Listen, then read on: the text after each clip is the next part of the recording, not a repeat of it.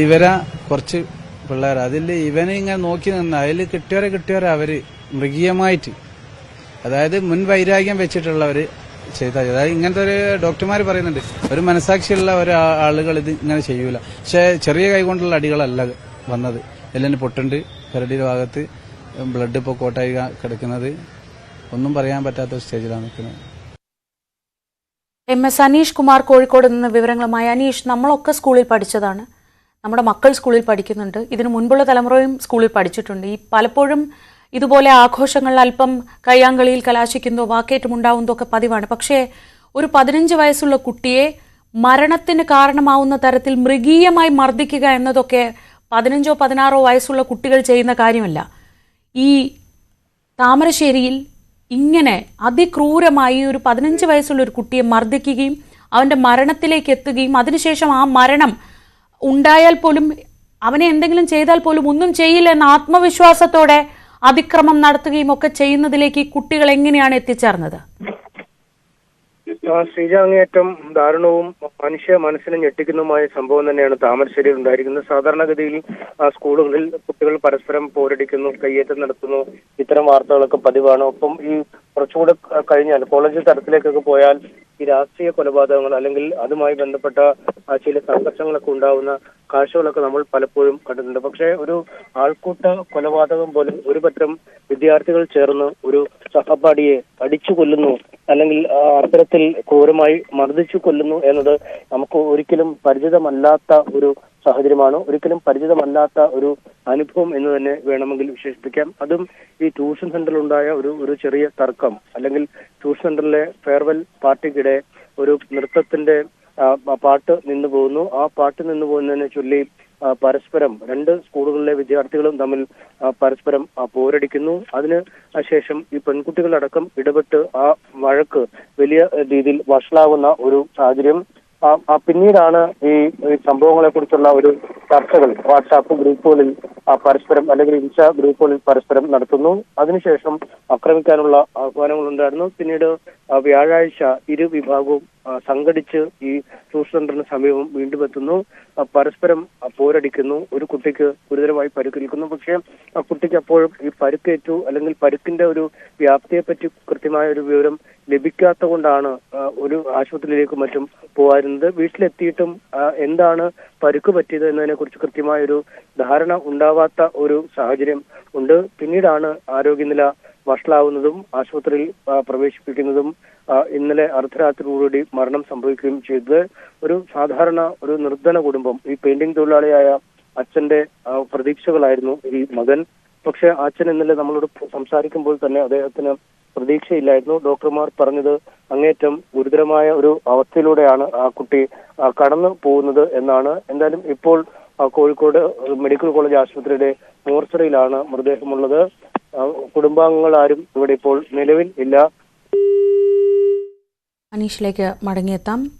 MS Aneesh കുമാറാണ് വിവരങ്ങൾ നൽകിയത്. താമരശ്ശേരിയിൽ ഒരു ട്യൂഷൻ സെന്റർ കേന്ദ്രീകരിച്ചുണ്ടായ കുട്ടികൾ തമ്മിലുണ്ടായ തർക്കം, അല്ലെങ്കിൽ ട്യൂഷൻ സെന്ററിലെ 10ാം ക്ലാസ്സുകാരുടെ ഫെയർവെൽ പാർട്ടിയുമായി ബന്ധപ്പെട്ടുണ്ടായ ചെറിയ പ്രശ്നങ്ങൾ ഒരു കുട്ടിയെ ആസൂത്രിതമായി ആക്രമിച്ച് കൊലപ്പെടുത്തുന്നതിലേക്കൊക്കെ എത്തുകയായിരുന്നു. ആ ശബ്ദ സന്ദേശങ്ങളാണ് അതിലേറെ ഞെട്ടിക്കുന്നത്. ഷഹബാസ്, ഈ പരിക്കേറ്റ് ചികിത്സയായി ഇപ്പോൾ മരിച്ച ഷഹബാസിനെ കൊല്ലുമെന്ന് പറഞ്ഞാൽ കൊന്നിരിക്കും എന്നാണ് ഒരു കുട്ടിയുടെ ശബ്ദം നമ്മൾ കേൾക്കുന്നത്. അതിനുശേഷം ഇങ്ങനെ കൂട്ടത്തോടെ ആക്രമിച്ചാൽ പ്രത്യേകിച്ച് കേസൊന്നും വരില്ല, ഊരിപ്പോരാൻ കഴിയും എന്നൊക്കെ പറയുന്ന തരത്തിലേക്ക് നമ്മുടെ കുട്ടികളിലെ അക്രമവാസന കൂടിയിരിക്കുന്നു. ആ അക്രമവാസനയ്ക്കൊടുവിൽ ആസൂത്രിതമായി, അതായത് ചെറിയ കുട്ടികൾ തമ്മിൽ തർക്കമുണ്ടാവുമ്പോൾ ഒന്ന് തള്ളിയിടുന്നതൊക്കെ പതിവാണ്. പക്ഷേ ഇതല്ല, അതിക്രൂരമായ മർദ്ദനം, എല്ലുകൾ പൊട്ടിയിരുന്നു, രക്തം കട്ട പിടിച്ചിരുന്നു, നെഞ്ചിൽ എന്തോ ഒരു വസ്തു വെച്ച് മർദ്ദിച്ചതുപോലെയുള്ള അടയാളങ്ങൾ ഉണ്ടായിരുന്നു. അതിൻ്റെ ആഘാതം ആ കുട്ടിയുടെ ശരീരത്തിലുണ്ടായിരുന്നു. പുറത്തേക്ക് യാതൊരു പരിക്കും ഉണ്ടായിരുന്നില്ല. അതുകൊണ്ട് തന്നെ വീട്ടിലെത്തിയിട്ടും രക്ഷിതാക്കൾ പോലും അറിഞ്ഞില്ല. പക്ഷേ പിന്നീട് പെട്ടെന്ന് കുട്ടിക്ക് വയ്യാതാവുകയും എന്താണ് സംഭവിച്ചത് എന്ന് രക്ഷിതാക്കളോട് പറയാൻ പോലും പറ്റാത്ത അവസ്ഥയിൽ ഈ കുട്ടിയെ ആശുപത്രിയിൽ എത്തിക്കുകയായിരുന്നു. ആശുപത്രിയിൽ എത്തിക്കുമ്പോൾ തന്നെ അതീവ ഗുരുതരാവസ്ഥയിലായിരുന്നു. ആന്തരികമായി ഗുരുതരമായ പരിക്കേറ്റിരുന്നു. പുറത്തേക്കൊന്നും കാണാനില്ലെങ്കിലും ആന്തരികമായി ഏറ്റ പരിക്ക് വളരെ കനത്തിലുള്ളതായിരുന്നു. അതേ തുടർന്നാണ് ഇന്നലെ അർദ്ധരാത്രിയോടെ ഇന്ന് പുലർച്ചെ 12:30 ഷഹബാസിൻ്റെ മരണം സംഭവിക്കുന്നത്. MS അനീഷ് കുമാർ തുടരുന്നുണ്ട്. അനീഷ്, ഈ കുട്ടികൾ തമ്മിൽ തർക്കമൊക്കെ ഉണ്ടാകുമ്പോൾ തള്ളിയിടുകയോ അല്ലെങ്കിൽ മുറിവ് പറ്റുകയോ ഒക്കെ ചെയ്യുന്നത് ഒക്കെ നമ്മൾ കേട്ടിട്ടുണ്ട്. പക്ഷേ ഇതങ്ങനെയല്ല. കയ്യിൽ കരുതിയ ആക്രമിക്കാൻ തന്നെ കരുതി കയ്യിൽ ആയുധങ്ങൾ സൂക്ഷിച്ചിരുന്നു. ആ ആക്രമണത്തിലാകട്ടെ അതീവ ഗുരുതരമായ പരിക്കുകൾ. ഇന്നലെ ആശുപത്രിയിൽ പ്രവേശിപ്പിക്കുമ്പോൾ ഷഹബാസിൻ്റെ അവസ്ഥ എന്തായിരുന്നു?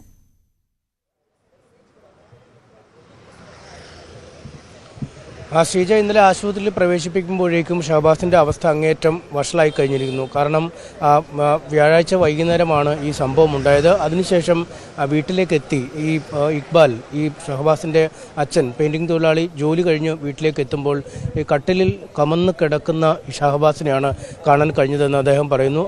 കുട്ടിയോട് എന്തെങ്കിലും ചോദിക്കുമ്പോൾ അതിന് മറുപടി പറയാൻ തക്കവണ്ണം ഒരു ആരോഗ്യസ്ഥിതി അല്ലെങ്കിൽ അത്തരം ഒരു അവസ്ഥ പോലും ആ കുട്ടിക്ക് ഉണ്ടായിരുന്നില്ല. പിന്നീട് ഒട്ടും ശബ്ദമില്ലാതാവുകയും കുട്ടി അങ്ങേയറ്റം തളർന്ന് അവശനായി താഴേക്ക് കിടക്കുകയും ചെയ്തതോടുകൂടി ആണ് ഈ കുടുംബത്തിന് അപകടം മനസ്സിലാവുകയും പിന്നീട് താമരശ്ശേരി താലൂക്ക് ആശുപത്രിയിലേക്ക് കൊണ്ടുപോവുകയും ചെയ്യുന്നത്. അപ്പോഴും എന്താണ് സ്കൂളിൽ നടന്നത് അല്ലെങ്കിൽ എന്താണ് ട്യൂഷൻ സെൻ്ററിൽ നടന്നത് എന്നതിനെക്കുറിച്ച്, ഈ കുട്ടിക്ക് എന്ത് പറ്റിയെന്നതിനെക്കുറിച്ച് അപ്പോഴും ഒരു വ്യക്തതയുണ്ടായിരുന്നില്ല. ആശുപത്രിയിൽ എത്തിയ ശേഷം ആശുപത്രിയിൽ പരിശോധനകളും മറ്റും നടക്കുമ്പോഴാണ് ഈ ഷഹബാസിൻ്റെ പിതാവ് ഈ താമരശ്ശേരിയിൽ വിളിച്ച് അന്വേഷിക്കുന്നത് എന്താണ് സംഭവിച്ചതെന്നും അപ്പോഴാണ് കുട്ടികൾ തമ്മിൽ ഈ സംഘർഷമുണ്ടായ കാര്യത്തെക്കുറിച്ചൊക്കെയുള്ള വിവരം അദ്ദേഹത്തിന് ലഭിക്കുന്നത്. പക്ഷേ അദ്ദേഹത്തിന് കുട്ടിയുടെ ഒരു ആരോഗ്യനില മോശമായതുകൊണ്ട് തന്നെ കൂടുതൽ വിവരങ്ങൾ അതേക്കുറിച്ച് തിരയുന്നതിനുള്ള ഒരു സമയം ലഭിച്ചിരുന്നില്ല. അദ്ദേഹം അതുകൊണ്ട് ഈ താലൂക്ക് ആശുപത്രിയിൽ എത്തിയപ്പോൾ തന്നെ ആരോഗ്യനില വഷളായി ഏതാണ്ട് ഒരു അബോധാവസ്ഥയിലേക്ക്, അർദ്ധബോധാവസ്ഥയിലേക്കൊക്കെ ഷഹബാസ് നീങ്ങുന്ന ഒരു സാഹചര്യം. പിന്നീട് കോഴിക്കോട് മെഡിക്കൽ കോളേജ് ആശുപത്രിയിലേക്ക് എത്തിക്കുന്നു. ഇന്നലെ മുതൽ ഇന്നലെ പൂർണ്ണമായും കോഴിക്കോട് മെഡിക്കൽ കോളേജ് ആശുപത്രിയിലാണ് ചികിത്സ നടന്നത്. അതിനുശേഷമാണ് എല്ലാ മാർഗങ്ങളും നോക്കി തലച്ചോറിന് വലിയ മാരകമായ പരിക്ക് പറ്റിയ സാഹചര്യത്തിൽ തിരിച്ച് വരാനാവാത്ത വിധം പരിക്ക് പറ്റിയിരുന്നു. അതുകൊണ്ട് തന്നെ രക്ഷപ്പെടില്ല എന്ന്, അല്ലെങ്കിൽ സാധ്യതകൾ അങ്ങേയറ്റം വിരളമാണ് എന്ന് കുടുംബത്തെ അറിയിക്കുന്നു. അതിനുശേഷം അർദ്ധരാത്രിയോടുകൂടി മരണം സംഭവിക്കുന്നു. ഈ ഷഹബാസിൻ്റെ അച്ഛനൊക്കെ പറഞ്ഞതനുസരിച്ച്, അല്ലെങ്കിൽ നമ്മളോട് ഡോക്ടർമാർ ആദ്യം ബന്ധപ്പെട്ടപ്പോൾ മനസ്സിലായത് അങ്ങേയറ്റം മാരകമായ പരുക്കുകളാണ് തലയ്ക്ക് ഏറ്റിരിക്കുന്നത്. ഈ തലച്ചോറിനുള്ളിൽ രക്തം പൂർണ്ണമായും കട്ട പിടിച്ച് കിടക്കുന്ന ഒരു അവസ്ഥയിലേക്ക് കാര്യങ്ങൾ നീങ്ങി. ഒപ്പം വലിയ ക്ഷതങ്ങൾ തലയ്ക്കുണ്ട് എന്നൊക്കെയാണ് അറിയിച്ചത്. നമ്മൾ ഈ അപകടം നടന്നപ്പോഴും തലയ്ക്ക് പിന്നിൽ പരിക്കേറ്റു എന്നൊക്കെ പറഞ്ഞപ്പോഴും നമ്മൾ വിചാരിച്ചത് ഒരുപക്ഷെ ഈ താഴേക്ക് വീണപ്പോൾ ഉള്ള ആഘാതം, ഈ കുട്ടികൾ തമ്മിൽ പരസ്പരം സംഘർഷമുണ്ടാകുമ്പോൾ ഈ താഴെ വീഴുകയും ഈ തലയ്ക്ക് പിന്നിൽ പരുക്ക് അങ്ങനെയൊക്കെ രീതിയിലായിരിക്കാം അങ്ങനെ ഒരു ഈ പരുക്കുണ്ടായതെന്നാണ് നമ്മൾ കരുതിയത്. പക്ഷേ അത്തരമായിരുന്നില്ല. അടി കൊണ്ട് തന്നെയായിരുന്നു ആ തലയിലെ പരുക്കുകൾ പൂർണ്ണമായി ഉണ്ടായത്. തലക്കേറ്റ പരുക്കുകളാണ് ആ അപകടത്തിലേക്ക് നയിച്ചത്. അതായത് നെഞ്ചക്ക് പോലുള്ള അല്ലെങ്കിൽ ഇടിവള പോലെയുള്ള സ്റ്റീൽ വളകൾ ഉപയോഗിച്ച് ഉണ്ടായ അപകടങ്ങളാണ് ഇത്തരമൊരു മാരകമായ പരുക്കിലേക്ക്, ഈ നെഞ്ചക്കൊക്കെ ഉപയോഗിച്ച് ഇടിച്ചപ്പോൾ അല്ലെങ്കിൽ ഈ കൈ ഉപയോഗിച്ച് തലയ്ക്ക് മുഷ്ടി ചുരുട്ടി ഇടിക്കുമ്പോൾ ഒരുപക്ഷെ പാടുകൾ ഉണ്ടാവാൻ അല്ലെങ്കിൽ ഈ പൊട്ടി രക്തം പുറത്തേക്ക് വരുന്ന ഒരു സാഹചര്യം ഉണ്ടാവാൻ ബുദ്ധിമുട്ടാണ്. പക്ഷേ മാരകമായ പരിക്കേൽക്കുകയും ചെയ്യും. ഒരുപക്ഷെ ഈ കുട്ടികൾ ആരുടെയൊക്കെയോ നിർദ്ദേശങ്ങൾ സ്വീകരിച്ച് ആയിരിക്കാം. കാരണം ഈ ഇൻസ്റ്റാ ഗ്രൂപ്പുകളിലൊക്കെ ഇതിനെക്കുറിച്ചുള്ള വളരെ വിപുലമായ ചർച്ചകൾ നടക്കുമ്പോൾ നമുക്ക് ഊഹിക്കാം ഇത്തരം എങ്ങനെ കൈകാര്യം ചെയ്യണം, അല്ലെങ്കിൽ എങ്ങനെ മർദ്ദിച്ചാൽ പാടുകളില്ലാതെ കാര്യങ്ങൾ നടക്കും, എന്തൊക്കെ ഉപകരണങ്ങൾ ഉപയോഗിച്ച് ഈ മർദ്ദിച്ചാൽ കാര്യങ്ങൾ നടക്കും എന്നടക്കമുള്ള കാര്യങ്ങളെക്കുറിച്ച് വ്യക്തമായ ഒരു വിവരം ഈ കുട്ടികൾക്കുണ്ടായിരിക്കണം. ഇന്നലെ ഷഹബാസിൻ്റെ പിതാവ് ഇക്ബാൽ പറഞ്ഞതും അതുതന്നെയാണ്. കാരണം ഒരു പ്രൊഫഷണലായ അല്ലെങ്കിൽ കുട്ടികൾക്ക് അപ്പുറമുള്ള ചില ഇടപെടലുകൾ ഇതിൽ നടന്നിട്ടുണ്ടെന്ന് അദ്ദേഹം പറഞ്ഞു. അതുകൊണ്ട് തന്നെ ഈ പരുക്കുകളുടെ സ്വഭാവം കാണുമ്പോൾ, ഈ കുട്ടികൾ കൈകാര്യം ചെയ്ത രീതി കാണുമ്പോൾ, ഇതിനു മുമ്പ് കുട്ടികൾ ഈ ആസൂത്രണം ചെയ്ത രീതി കാണുമ്പോൾ അത് അങ്ങേയറ്റം പേടിപ്പെടുത്തുന്ന ഒരു ആസൂത്രണം തന്നെ ഇക്കാര്യത്തിൽ നടന്നു എന്ന് വ്യക്തമാകുന്നു. ഈ സംഭവം നടന്ന ശേഷവും ലെവലേശം കുറ്റബോധമില്ലാതെ എങ്ങനെ ഈ കുറ്റത്തിൽ നിന്നും ഊരാൻ കഴിയും? കുറ്റവാളികളായതുകൊണ്ട് തന്നെ, അല്ലെങ്കിൽ ജുവനൈൽ കുറ്റകൃത്യങ്ങളാണ് ചുമത്തപ്പെട്ടത് എന്നുകൊണ്ട് തന്നെ ഈ കേസിൽ നിന്ന് നിഷ്പ്രയാസം ഊരിപ്പോരാൻ കഴിയും. ഒപ്പം ഒരു ആൾക്കൂട്ടമാണ്, ഒരു വളഞ്ഞിട്ടുള്ള ആക്രമണമാണ് അവിടെ നടന്നിരിക്കുന്നത്. അതുകൊണ്ട് എങ്ങനെ ഇതിൽ നിന്ന് രക്ഷപ്പെടാൻ കഴിയും എന്നതിനെക്കുറിച്ചൊക്കെയുള്ള കൃത്യമായ ഒരു ചർച്ചകൾ ഈ വിദ്യാർത്ഥികളുടെ ഗ്രൂപ്പിൽ നടന്നു. അത് കൃത്യമായ ഒരു ആസൂത്രണം തന്നെ ഇതിന് പിന്നിൽ ഉണ്ട്. അതായത് ആദ്യത്തെ സംഭവത്തിന് ശേഷം കൃത്യമായൊരു ആസൂത്രണത്തോടുകൂടി തന്നെയാണ് ഈ കുട്ടികൾ സംഘടിച്ചെത്തുകയും പരസ്പരം പോരടിക്കുകയും ചെയ്ത് അതിൽ അവനെ കൊല്ലണം, അവനെ കൊല്ലുമെന്ന് പറഞ്ഞാൽ കൊല്ലുമെന്ന് പറയുമ്പോൾ, കൊന്നിരിക്കുമെന്നൊക്കെ ഒരു വിദ്യാർത്ഥി പറയുമ്പോൾ അത് വലിയ ഞെട്ടലോടുകൂടി, വേദനയോടുകൂടി, സങ്കടത്തോടുകൂടി അല്ലാതെ നമുക്ക് കേട്ടിരിക്കാൻ കഴിയില്ല. എന്തായാലും 15 വയസ്സുള്ള 10ാം ക്ലാസ്സിൽ പഠിക്കുന്ന തൻ്റെ അവസാന വർഷ പരീക്ഷ എഴുതി വിശാലമായ ലോകത്തിലേക്ക് കടക്കേണ്ട വിദ്യാർത്ഥി ഇപ്പോൾ ഇരിക്കുന്നത് കോഴിക്കോട് മെഡിക്കൽ കോളേജ് ആശുപത്രിയുടെ മോർച്ചറിയിലാണ്. മോർച്ചറിയുടെ അക്ഷരങ്ങൾ നമുക്ക് കാണാം. അതിനുള്ളിലാണ് ആ പിഞ്ച് കുഞ്ഞിൻ്റെ മൃതശരീരമുള്ളത്. പോസ്റ്റ്മോർട്ടം അടക്കമുള്ള നടപടികൾ അല്പസമയത്തിനകം ആരംഭിക്കും. അതിനുശേഷമാവും എത്രമാത്രം ഭീകരമായ മുറിവുകളാണ്, എത്രമാത്രം മാരകമായ പരിക്കുകളാണ് ആ കുഞ്ഞിന് പറ്റിയതെന്ന്. എന്തായാലും കുടുംബാംഗങ്ങളൊന്നും ഇവിടെ ഇല്ല, അവരൊക്കെ അപ്പുറത്തേക്ക് പോയിരിക്കുന്നു. കാരണം പോസ്റ്റ്മോർട്ടം നടപടികൾ അല്പം കഴിഞ്ഞ് ആരംഭിക്കുകയുള്ളൂ. അപ്പോഴേക്കും അവർ എത്തുമെന്നാണ് മനസ്സിലാക്കാൻ കഴിയുന്നത്. എന്തായാലും അങ്ങേയറ്റം വേദനയുള്ള ഒരു പുലർച്ചയിലൂടെയാണ് നമ്മളിപ്പോൾ കടന്നുപോയിക്കൊണ്ടിരിക്കുന്നത്. ഷീജ, അനീഷാണ് വിവരങ്ങൾ നൽകുന്നത്. കോഴിക്കോട് നിന്ന് അത്യന്തം ദുഃഖകരമായൊരു വാർത്തയാണ് ഈ പറഞ്ഞുകൊണ്ടേയിരിക്കുന്നത്. അത് തീർച്ചയായും എന്നെയും ഈ കാണുന്ന പ്രേക്ഷകരെയും ഒരുപോലെ ബാധിക്കുന്ന വാർത്തയാണ് എന്നതിൽ സംശയമില്ല. അതിൽ ചില വാക്കുകൾ, നമ്മുടെ കുട്ടികളുടേതായി വരുന്ന വാക്കുകൾ അതിലേറെ ഞെട്ടിക്കുന്നതാണ്. ശബ്ദ സന്ദേശം, നേരത്തെ കേട്ട ശബ്ദ സന്ദേശത്തിൽ ഷഹബാസിനെ കൊല്ലുമെന്ന് പറഞ്ഞാൽ കൊന്നിരിക്കും എന്നൊരു 15-കാരൻ പറയുന്നു. ഇപ്പോൾ മറ്റു ചില ചാറ്റുകളുടെ വിശദാംശങ്ങൾ കൂടി ലഭിക്കുന്നുണ്ട്. അതിലേക്ക് മരിച്ചു കഴിഞ്ഞാലും വലിയ വിഷയമൊന്നും കേസെടുക്കുമല്ലോ പോലീസ്. കാരണം ഓരോ ഇങ്ങോട്ട് വന്നത് അവിടെ കേസ് ഉണ്ടാവില്ല, കേസ് തള്ളി പോകും. കാരണം ഓരോ ഇങ്ങോട്ട് വന്നത് അതിന് ഇവരൊന്നും ഇല്ല വെച്ചാൽ നാഫീനല്ല വെച്ചത്. 2 ദിവസം കഴിയട്ടെ, അത് മാത്രമല്ല കൂട്ടത്തല് മരിച്ചു കഴിഞ്ഞാലും വലിയ വിഷയമൊന്നും കേസെടുക്കുമല്ലോ പോലീസ്. കാരണം ഓരോ ഇങ്ങോട്ട് വന്നത് അവിടെ കേസ് ഉണ്ടാവില്ല, കേസ് തള്ളി പോകും. കാരണം ഓരോ ഇങ്ങോട്ട് വന്നത് അതിന് ഇവരൊന്നും ഇല്ല വെച്ചാൽ നാഫീനല്ല വെച്ചത്. 2 ദിവസം കഴിയട്ടെ, അത് മാത്രമല്ല. നോക്കൂ, നമ്മുടെ കുട്ടികളുടെ ശബ്ദത്തിലെ ആത്മവിശ്വാസം കണ്ടു. കൂട്ടത്തല്ലിൽ മരിച്ചാൽ കേസുണ്ടാവില്ല, കേസ് തള്ളിപ്പോവും. അങ്ങനെയെങ്കിൽ ആ കുട്ടികൾക്ക് അങ്ങനെ ഒരു തെറ്റായ സന്ദേശം കൊടുത്തത് നമ്മുടെ നിയമവ്യവസ്ഥയാണ്. നമ്മൾ ഇതുവരെ കണ്ട ജുവനൈൽ കേസുകളിൽ കുട്ടികളെ എങ്ങനെയാണോ കൈകാര്യം ചെയ്തത്, അതിൽ നിന്നൊക്കെയാണ് ഈ കുട്ടികൾക്ക് ഇത്ര ആത്മവിശ്വാസം കിട്ടുന്നത്. കൂട്ടത്തിൽ ഒരു 15 വയസ്സ് മാത്രമുള്ള ഒരു കുട്ടിയെ ഇങ്ങനെ തല്ലിച്ചതയ്ക്കാനും അവൻ്റെ മരണത്തിലേക്ക് എത്തിക്കാനും നമ്മുടെ കുട്ടികളായിട്ടാണ് നമ്മൾ അവരെ സ്കൂളിലേക്ക് പറഞ്ഞു വിടുന്നത്, കുറ്റവാളികളായിട്ടല്ല. അവർക്ക് ഈ ആത്മവിശ്വാസം എവിടെ നിന്ന് കിട്ടി എന്നതിന് നിയമവ്യവസ്ഥ ഉത്തരം പറയണം. MS അനീഷ് കുമാർ തുടരുന്നുണ്ട്. അനീഷ്, നേരത്തെ നമ്മൾ ഈ സംഭാഷണത്തെക്കുറിച്ച് പറഞ്ഞിരുന്നു, പക്ഷേ ഈ ശബ്ദം അതിലേറെ പേടിപ്പിക്കുന്നുണ്ട്. കൂട്ടത്തലിൽ ഒരാൾ മരിച്ചാൽ കാര്യമായ പ്രശ്നങ്ങൾ ഉണ്ടാവില്ല എന്ന് എന്തൊരു ആത്മവിശ്വാസത്തോടെയാണ് ഈ കുട്ടികൾ പറയുന്നത്. നമ്മൾ കൊച്ചിയിൽ ഇതിന് സമാനമായ രീതിയിൽ കുട്ടികൾക്കിടയിൽ ഒരു ശബ്ദം കേട്ടിരുന്നു, അവൻ മരിച്ചെന്ന് പലയിടത്തും പറയുന്നു എന്നൊക്കെ. നമ്മളൊരു 15 വയസ്സുകാരൻ്റെ ഏതാണ്ട് ഇതേ പ്രായമുള്ള ഒരു കുട്ടിയുടെ മരണത്തിന് ശേഷം സഹപാഠികൾ സംസാരിക്കുന്നത് കേട്ടിരുന്നു. ഇവരെല്ലാം 15-16 വയസ്സുള്ള കുട്ടികളാണ്. ഇവർക്ക് ഇത്ര ആത്മവിശ്വാസത്തോടെ ഒരുത്തനെ തല്ലിക്കൊന്നാൽ ഒന്നും സംഭവിക്കില്ല എന്ന് പറയാൻ കഴിയുന്ന ആ ധൈര്യം എവിടെ നിന്നാണ് കിട്ടുന്നത്?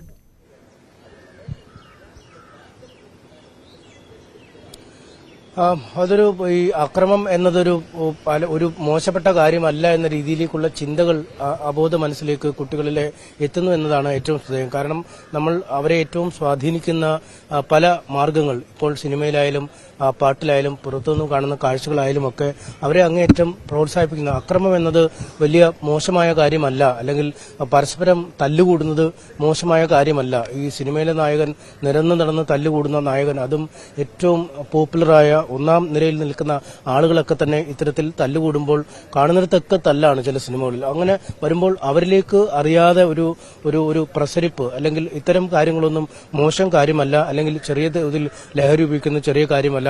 ആയുധങ്ങൾ ഉപയോഗിച്ച് പരസ്പരം മർദ്ദിക്കുന്നത്, ഈ 10ഉം 15ഉം വയസ്സുള്ള കുട്ടികൾ കൊട്ടേഷനുകാരായി വീരോചിതന്മാരായി നടക്കുന്ന കാഴ്ചകളൊക്കെ അടുത്ത കാലത്തായി പുറത്തിറങ്ങുന്ന പല സിനിമകൾ. അതുകൊണ്ട് സിനിമകളെ മാത്രമല്ല നമ്മൾ കുറ്റപ്പെടുത്തുന്നത്, മറിച്ച് ഇത് പൊതു സമൂഹത്തിലേക്ക് അല്ലെങ്കിൽ കുട്ടികളിലേക്ക് അറിയാതെ ഒരു നാർക്കോസിസ് എഫക്റ്റ്, അത് തങ്ങളാണ് ഈ ചെയ്യുന്ന ആളുകൾ, ഇത്തരത്തിൽ ഈ നെഞ്ചക്കവും പിടിച്ച് ഒരാൾക്ക് ഇടിക്കുന്നത് താനായാൽ എങ്ങനെയെന്ന രീതിയിലേക്കുള്ള ചിന്തകൾ അവർക്ക് വരുന്നു. ഒപ്പം ചെറിയ രീതിയിലുള്ള അടി കൂടുന്നതൊന്നും മോശം കാര്യമല്ല, അല്ലെങ്കിൽ അതിൽ ഒരു ലഹരി കണ്ടെത്താൻ ഈ കുട്ടികൾ കണക്ക് കൂട്ടുന്നു. ഒപ്പം ഞാൻ നേരത്തെ പറഞ്ഞു, കാസർഗോഡ് ഇന്നലെ ഒരു സ്കൂളിൽ കഞ്ചാവ് പാർട്ടി നടത്തുന്നു. ഈ സ്കൂളിലെ ഫെയർവെൽ പാർട്ടിയിൽ കഞ്ചാവ് ഉപയോഗിച്ചു. നമുക്കൊന്നും ചിന്തിക്കാൻ കഴിയാത്തതിനപ്പുറത്തെ തരത്തിലേക്ക് കുട്ടികൾ നീങ്ങുന്നു. അത് എന്താണ് ഈ കുട്ടികളിലേക്ക് ഇത്തരം കാര്യങ്ങൾ അവരെ ഈ രീതിയിൽ ചിന്തിക്കാൻ പ്രേരിപ്പിക്കുന്നു എന്നതിനെക്കുറിച്ച് വളരെ വിശദമായ ചർച്ചകൾ തന്നെ ഒരുപക്ഷെ ഉയർന്നു വരണം. എന്തുകൊണ്ട് ഒരു മനുഷ്യത്വമില്ലാത്ത രീതിയിൽ ഈ വന്യത എന്ന് പറയാൻ പോലും കഴിയില്ല. കാരണം ഈ വലിയ ജീവികളൊക്കെ ഈ കടുവയും പുലികളുമൊക്കെ നമ്മൾ വയനാട്ടിലൊക്കെ ഇറങ്ങുന്നത്, അവർ പോലും വീണുകിടക്കുന്ന ഇരയെ ആക്രമിക്കാറില്ല, അല്ലെങ്കിൽ തങ്ങൾക്ക് ഭക്ഷണമായി ലഭിക്കേണ്ട ഇരയെ മാത്രം ഉപയോഗിക്കുന്ന വന്യത പോലും ഇവിടെ ആ വാക്ക് പോലും പറയാൻ കഴിയാത്ത അവസ്ഥയിലേക്ക് നമ്മുടെ കുട്ടികളുടെ കാര്യങ്ങൾ നീങ്ങുന്നു എന്നതാണ്. കാരണം അവനെ കൊല്ലുമെന്ന് പറഞ്ഞാൽ കൊന്നിരിക്കുമെന്ന് തറപ്പിച്ച് പറയുന്ന ഒരു അതേ പ്രായക്കാരനായ വിദ്യാർത്ഥി, മറ്റൊരിടത്ത് അവൻ മരിച്ചാലും ആൾക്കൂട്ടമായി ചെയ്യുമ്പോൾ അതിന് വലിയ കേസില്ല, അല്ലെങ്കിൽ ജുവനൈൽ നിയമങ്ങൾ പ്രകാരം ഒരു കൊലപാതകം ചെയ്യുന്ന ഈ പ്രായപൂർത്തിയാവാത്ത കുട്ടികൾക്കുണ്ടാവുന്ന ശിക്ഷയെക്കുറിച്ച് അവർ വലിയ ബോധവാന്മാരാണ്. അതേത് തരത്തിലാണ് നിയമം അവർക്ക് പരിരക്ഷ നൽകുന്നത്? അവരുടെ ദൃശ്യങ്ങൾ പുറത്തു വരില്ല, അവരെക്കുറിച്ചുള്ള വിവരങ്ങൾ പുറത്തു വരില്ല. അവർ ഒരു കൃത്യമായ രഹസ്യ മറയ്ക്കുള്ളിൽ നിൽക്കുമെന്ന കാര്യം ഉറപ്പാണ്. അതുകൊണ്ട് ഇക്കാര്യങ്ങളെക്കുറിച്ചൊക്കെ ഈ കുട്ടികൾ ബോധവാന്മാരാണ്. അതുകൊണ്ട് ആ രീതിയിൽ തന്നെയാണ് അപകടം നടന്ന ശേഷമുള്ള ചർച്ചകളുടെ ചാറ്റുകളിൽ പോലും അക്കാര്യങ്ങൾ പ്രകടമാണ്. അതുകൊണ്ട് എങ്ങനെ ഇത്രമാത്രം വലിയ കുറ്റവാളികളായി, ഇത്രയധികം കുറ്റകൃത്യമുള്ള ഒരു മനസ്സായി എങ്ങനെ ഒരു സഹജീവിയെ കൊല്ലുന്നതിനെക്കുറിച്ച് ഇവർ ആലോചിക്കുന്നു എന്നത് തന്നെയാണ് നമുക്ക് അമ്പരപ്പിക്കുന്നത്, നമ്മളെ ഞെട്ടിക്കുന്നത്, നമ്മളെ സങ്കടപ്പെടുത്തുന്നത്. എന്തായാലും 15 വയസ്സുള്ള ആ കുട്ടി ഈ കോഴിക്കോട് മെഡിക്കൽ കോളേജ് ആശുപത്രിയുടെ മോർച്ചറിയിലുണ്ട്. ട്യൂഷൻ ക്ലാസ്സിൽ വെച്ചുണ്ടായ ഒരു നിസ്സാരമായ സംഭവമാണ് ഇത്രമേൽ വലിയ ഒരു കുറ്റകൃത്യത്തിലേക്ക്, ഇത്രമേൽ സമൂഹത്തിന് ആഘാതം നടത്തുന്ന ഒരു കാര്യത്തിലേക്ക് മാറിയിരിക്കുന്നത്. അനീഷ് കുമാറാണ് വിവരങ്ങൾ നൽകിക്കൊണ്ടിരിക്കുന്നത് കോഴിക്കോട് നിന്ന്. ഇന്നലെ ഈ ഷഹബാസിൻ്റെ വാർത്ത പുറത്ത് വന്നപ്പോൾ തന്നെ ഷഹബാസിൻ്റെ പിതാവ് ഇക്ബാൽ സംസാരിക്കുമ്പോൾ പറഞ്ഞിരുന്നു എത്രത്തോളം ഗുരുതരമാണ് ഷഹബാസിൻ്റെ പരിക്കുകളെന്ന്, ജീവിതത്തിലേക്ക് തിരിച്ചു വരാൻ സാധ്യത കുറവാണെന്ന് നമ്മളോട് ഒരച്ഛൻ പറയുന്നത് കേൾക്കേണ്ടി വന്നത് ഇന്നലെയാണ്. പക്ഷെ അപ്പോഴും ഒരു മരണം സംഭവിക്കുമെന്നൊന്നും നമ്മൾ പോലും പ്രതീക്ഷിച്ചില്ല. പക്ഷേ ആ മരണം ഇന്നലെ രാത്രി 12:30 സംഭവിച്ചിരിക്കുന്നു. 15 വയസ്സ് മാത്രം പ്രായമുള്ള ഒരു കുട്ടി, അവൻ്റെ കൂടെ പഠിക്കുന്ന സഹപാഠികളുടെ മർദ്ദനമേറ്റ് കൊല്ലപ്പെട്ടിരിക്കുന്നു എന്ന് വളരെ വളരെ ദുഃഖത്തോടെയും ഞെട്ടലോടെയും തന്നെ ഈ ദിവസം രാവിലെ പുലരുമ്പോൾ പറയേണ്ടി വരികയാണ്. അതിനിടയിലാണ് ഈ കുട്ടികളുടെ ഇൻസ്റ്റഗ്രാം ചാറ്റുകൾ പുറത്തു വരുന്നത്. അനീഷ്, ഈ സംഭവത്തിന് ശേഷം ഈ കുട്ടികൾ, അതായത് ഈ ട്യൂഷൻ ക്ലാസ്സിൽ ഈ പ്രശ്നങ്ങളുണ്ടായി, അവിടെ ഫെയർവെൽ പാർട്ടിയിൽ ഈ പ്രശ്നങ്ങളുണ്ടായി, അതിനുശേഷം ഇങ്ങനെയൊരു ആക്രമണം ആസൂത്രണം ചെയ്തത് എങ്ങനെയാണെന്നാണ് മനസ്സിലാക്കുന്നത്. പിന്നീട് ഈ ട്യൂഷൻ സെൻറ്ററിലേക്ക് ഈ കുട്ടികൾ മടങ്ങിയെത്തിയത് എപ്പോഴാണ്? ഈ ആക്രമണം നടക്കുമ്പോൾ അവിടെ നമുക്ക് ഈ ദൃശ്യങ്ങളിൽ ആളുകളെയൊക്കെ കാണാം. അത് പിടിച്ചു മാറ്റാൻ കഴിയുന്ന തരത്തിലൊന്നും ആയിരുന്നില്ല അവിടെ സംഭവം.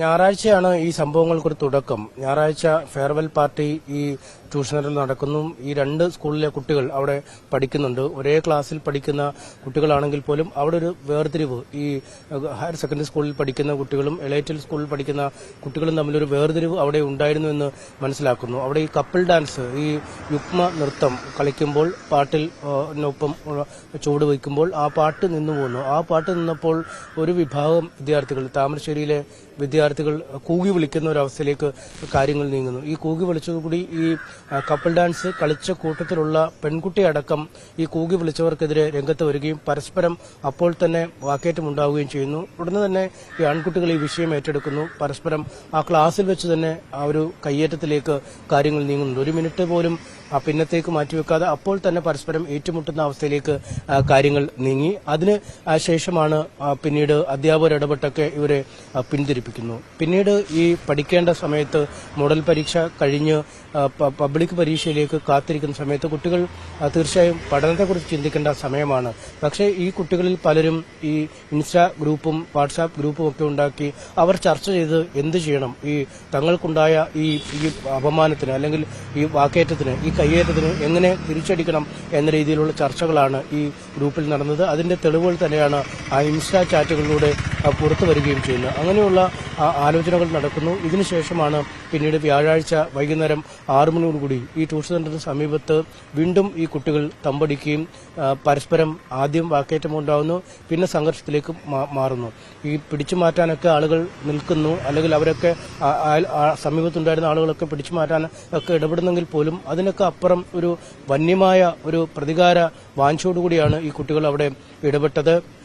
കൈകൊണ്ട് മാത്രമല്ല, നെഞ്ചക്ക് പോലുള്ള ഇടിവള പോലുള്ള ആയുധങ്ങൾ ഉപയോഗിച്ചാണ് ഈ കുട്ടിയെ മർദ്ദിക്കുകയും ചെയ്തത്. നമ്മളൊക്കെ ആദ്യം കരുതിയത് ഒരുപക്ഷെ ഈ സംഘർഷം ഉണ്ടായപ്പോൾ അറിയാതെ നിലത്തേക്ക് വീണ് ഈ തലയടിച്ച പുറത്തേക്ക് വീഴുമ്പോൾ ഉണ്ടാവുന്ന ചില പരുക്കുകളൊക്കെ ആവാം ഉണ്ടായതെന്നാണ് നമ്മൾ കരുതിയത്. പക്ഷേ അതിനൊക്കെ അപ്പുറം തലയ്ക്ക് അടിയേറ്റ് തലയുടെ പിൻഭാഗത്ത് വലിയ തോതിലുള്ള പ്രഹാരമേറ്റ് തന്നെയാണ് ഈ കുട്ടിക്ക് പരുക്കുണ്ടായിരിക്കുന്നത്. മുഖത്തൊക്കെ വലിയ ഒരു രീതിയിൽ പരുക്കുണ്ട്, തലയുടെ പിൻഭാഗത്ത് പരുക്കുണ്ട്, തലച്ചോറിനുള്ളിൽ രക്തം കട്ട പിടിച്ചു കിടക്കുന്ന ഒരു അവസ്ഥയിലായിരുന്നു ആ കുട്ടി ഉണ്ടായിരുന്നത്. ഒരുപക്ഷെ ആ സംഘർഷമുണ്ടായപ്പോൾ തന്നെ ഇക്കാര്യം അറിഞ്ഞിരുന്നെങ്കിൽ ആശുപത്രിയിലേക്ക് പോയെങ്കിലൊക്കെ ഈ ജീവൻ രക്ഷിക്കാൻ കഴിയുമായിരുന്നു. പക്ഷേ ഈ സംഘർഷം നടന്ന ശേഷവും ഈ ശരീരത്ത് ഈ മുറിവുകളോ അല്ലെങ്കിൽ ചോര കിനിയുകയോ ഒന്നും ചെയ്യാതിരുന്നുകൊണ്ടാവാം ഈ കുട്ടിയും അത്രമേൽ ഗൌരവമുള്ളൊരു കാര്യമായി കരുതിയില്ല.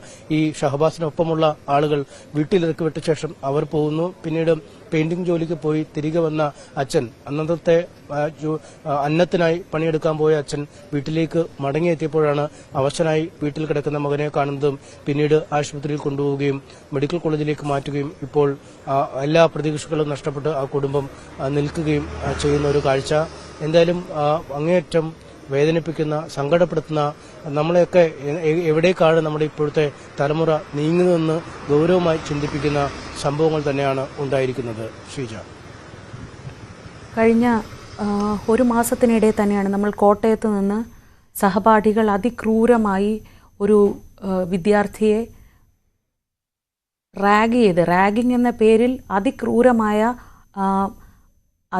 മൃഗീയമായ ആക്രമണം നടത്തുന്നത് നമ്മൾ കണ്ടത്. മുറിവുകളിലേക്ക് ലോഷൻ ഒഴിക്കുകയും സ്വകാര്യ ഭാഗത്ത് വെയിറ്റ് വെച്ച് പീഡിപ്പിക്കുകയും ഒക്കെ ചെയ്യുന്നത് കണ്ടതും നമ്മുടെ വിദ്യാർത്ഥികൾ തന്നെയാണ്. 15 വയസ്സാണ് ഇവർക്കെങ്കിൽ 20 വയസ്സുള്ള കുട്ടികൾ ചെയ്യുന്നതാണ് നമ്മൾ കുറച്ചു ദിവസം മുൻപ് കണ്ടത്. പൂക്കോട് സിദ്ധാർത്ഥൻ്റെ കാര്യത്തിൽ നടന്നത് നമ്മൾ കണ്ടതാണ്. ഇങ്ങനെ നമ്മുടെ കുട്ടികൾ എങ്ങോട്ടാണ് പോകുന്നത്? 15 വയസ്സുള്ള ഈ കുട്ടികളൊക്കെ തന്നെയാണ് വലുതായി കോളേജുകളിലേക്കും ഒക്കെ പോകുന്നത്. അവിടെയും ഇതേ അക്രമങ്ങൾ ഒക്കെയാണ് കാണുന്നത്. അക്രമങ്ങളെ ഗ്ലോറിഫൈ ചെയ്ത് ആഘോഷിക്കുന്ന തരത്തിൽ, അരാജകത്വത്തെ ആഘോഷിക്കുന്ന തരത്തിൽ അവരുടെ മുന്നിലേക്ക് എത്തുന്ന സിനിമകളാണോ അതോ അവരുടെ മുന്നിലെത്തുന്ന എല്ലാ മാധ്യമങ്ങളിലൂടെയും അവരുടെ മുന്നിലേക്ക് എത്തുന്ന അക്രമത്തിൻ്റെ കാഴ്ചകളാണോ? അതിങ്ങനെ ഏറ്റവും സാധാരണമായ എന്തോ ഒന്നാണ് അക്രമങ്ങൾ. ഒരു മനുഷ്യനെ ക്രൂരമായി ആക്രമിക്കുന്നതൊക്കെ വളരെ സാധാരണമായ സാഡിസ്റ്റിക് ചിന്തയിൽ നിന്നുണ്ടാകുന്ന വളരെ സാധാരണമായ കാര്യങ്ങളാണ് എന്നൊക്കെ നമ്മുടെ കുട്ടികൾ, നമ്മൾ വളരെ നല്ലതെന്ന് കരുതി വളർത്തിയുണ്ടാക്കുന്ന നമ്മുടെ കുട്ടികളാണവർ. അവർ ഇങ്ങനെ അക്രമികളായി മാറുന്നത് എങ്ങനെയാണ്? അതിന് പിന്നിൽ അവർക്ക് ധൈര്യം കിട്ടുന്നത് ഒരുപക്ഷെ നിയമവ്യവസ്ഥ വളരെ ലാഘവത്തോടെ ഇവർ ചെയ്യുന്ന കാര്യങ്ങളെ കാണുന്നത് കൊണ്ടാണെങ്കിൽ ആ നിയമവ്യവസ്ഥയിൽ മാറ്റം വന്നേ മതിയാകൂ. പക്ഷേ നമുക്ക് ചുറ്റും എന്തോ സംഭവിക്കുന്നുണ്ടെന്ന കാര്യത്തിൽ സംശയം വേണ്ട. നമ്മുടെ കുട്ടികൾ ഇത്ര ക്രൂരതയോടെ ചിന്തിക്കാൻ അവർക്ക് കഴിയുന്നത് എങ്ങനെ എന്നത് നമ്മൾ ഓരോരുത്തരും ആദ്യം നമ്മുടെ വീട്ടിലേക്ക് തന്നെ നോക്കേണ്ടി വരുമെന്ന് തോന്നുന്നു. കാരണം നമ്മൾ കരുതുന്നത് നമ്മുടെ കുട്ടികൾ നിഷ്കളങ്കരാണെന്നാണ്. പക്ഷേ അവർക്ക് കൂട്ടത്തിൽ ഒരാളെ ഇങ്ങനെ ക്രൂരമായി മർദ്ദിക്കാൻ, നേരത്തെ നമ്മൾ കൊച്ചിയിൽ കണ്ടതാണ് ഒരു സ്കൂൾ വിദ്യാർത്ഥിയായ കുട്ടിയെ, മിഹിർ എന്ന് പറയുന്ന കുട്ടിയെ എങ്ങനെയാണ് ക്രൂരമായി സഹപാഠികൾ പീഡിപ്പിച്ചത്. അതിനുശേഷം എന്താണ് സംഭവിച്ചതെന്ന് നമ്മൾ കണ്ടതാണ്. ആ കുട്ടി ആത്മഹത്യ ചെയ്യുന്ന സ്ഥിതിയിലേക്ക് കാര്യങ്ങൾ പോയി. അവിടെയും അന്വേഷണം നടക്കുന്നേ ഉള്ളൂ. എന്താണ് സംഭവിച്ചതെന്ന് നമുക്കിപ്പോഴും അറിയില്ല. പക്ഷേ നമ്മുടെ കുട്ടികൾ സ്കൂളിലേക്ക് അയക്കുമ്പോൾ വളരെ സുരക്ഷിതരാണെന്ന് നമ്മൾ കരുതുന്നുണ്ടെങ്കിൽ അത് വേണ്ട. അത്ര സുരക്ഷിതരല്ല അവർ ഓരോരുത്തരും. ഒന്നുകിൽ അക്രമത്തിന് ഇരയാകുക അല്ലെങ്കിൽ അക്രമിയാവുക. ഇങ്ങനെയൊരു സാഹചര്യത്തിലേക്കാണ് കുട്ടികൾ പോകുന്നത് എന്ന് പറയേണ്ടി വരുന്നത് അതീവ ദുഃഖകരമാണ്. ഈ ദിവസം രാവിലെ അങ്ങനെ പറഞ്ഞുകൊണ്ട് തുടങ്ങേണ്ടി വരുന്നത് വളരെ വളരെ വേദന ഉണ്ടാക്കുന്നതാണ്. വെഞ്ഞാറമൂട്ടിൽ കുടുംബത്തിലെ 4 പേരെയും ഏറ്റവും പ്രിയപ്പെട്ട ഒരു പെൺകുട്ടിയെയും കൊന്നൊടുക്കിയത് 23 വയസ്സുള്ളൊരു പയ്യനാണ്. 15-ൽ നിന്ന് 23-ലേക്ക് അധികം ദൂരമില്ല. 12 വയസ്സുള്ളൊരു മകൻ എനിക്കുണ്ട്. 12-ൽ നിന്ന് 15-ലേക്ക് വലിയ ദൂരമില്ല. അങ്ങനെ നമ്മുടെ കുട്ടികളെല്ലാം ഒന്നെങ്കിൽ അക്രമിയാവുക അല്ലെങ്കിൽ അക്രമത്തിന് ഇരയാവുക, അങ്ങനെയൊരു സാഹചര്യത്തിലേക്ക് പോകുന്നുണ്ടെങ്കിൽ അത് കൃത്യമായി സമൂഹം വിലയിരുത്തേണ്ട ഒരു സമയമാണ് എന്ന് പറയാതെ വയ്യ. അനീഷ്, ഈ സംഭാഷണങ്ങളിൽ വികാരം കടന്നു വരരുതെന്നൊക്കെയാണ് നമ്മൾ പൊതുവെ എപ്പോഴും പറയാറുള്ളത്. നമ്മളൊക്കെ മാധ്യമപ്രവർത്തകർക്കൊപ്പം മനുഷ്യർ കൂടിയാണല്ലോ. പക്ഷേ ഈ ദിവസം ഈ വാർത്ത കേട്ട് ഉണരുന്നത് നമുക്കും ഇത് കാണുന്നവർക്കും ഒരുപോലെ ബുദ്ധിമുട്ടുണ്ടാക്കുന്നതാണ്. ആ കുടുംബത്തിൻ്റെ സാഹചര്യം. ഒരു പെയിൻറ്റിങ് തൊഴിലാളിയായ അച്ഛൻ, അവരുടെ മുഴുവൻ പ്രതീക്ഷയായിരിക്കും ഈ ഒരു ആൺകുട്ടി, ഈ ഒരു കുട്ടി. ആൺകുട്ടി എന്നല്ല, എല്ലാ കുട്ടികളും കുടുംബത്തിൻ്റെ പ്രതീക്ഷയാണ്. ആ കുടുംബം ഇതെങ്ങനെ താങ്ങും? ഇന്നലെ ആ അച്ഛൻ സംസാരിക്കുമ്പോൾ എങ്ങനെയാണ് ആ അച്ഛൻ സംസാരിച്ചത്? ആ അച്ഛൻ്റെ വാക്കുകൾ എത്രത്തോളം വേദനയോടെ ആയിരുന്നു എന്ന് നമ്മൾ കണ്ടതാണ്. അനീഷിലേക്ക് മടങ്ങിയെത്താം ഒരു ചെറിയ ഇടവേളയ്ക്ക് ശേഷം.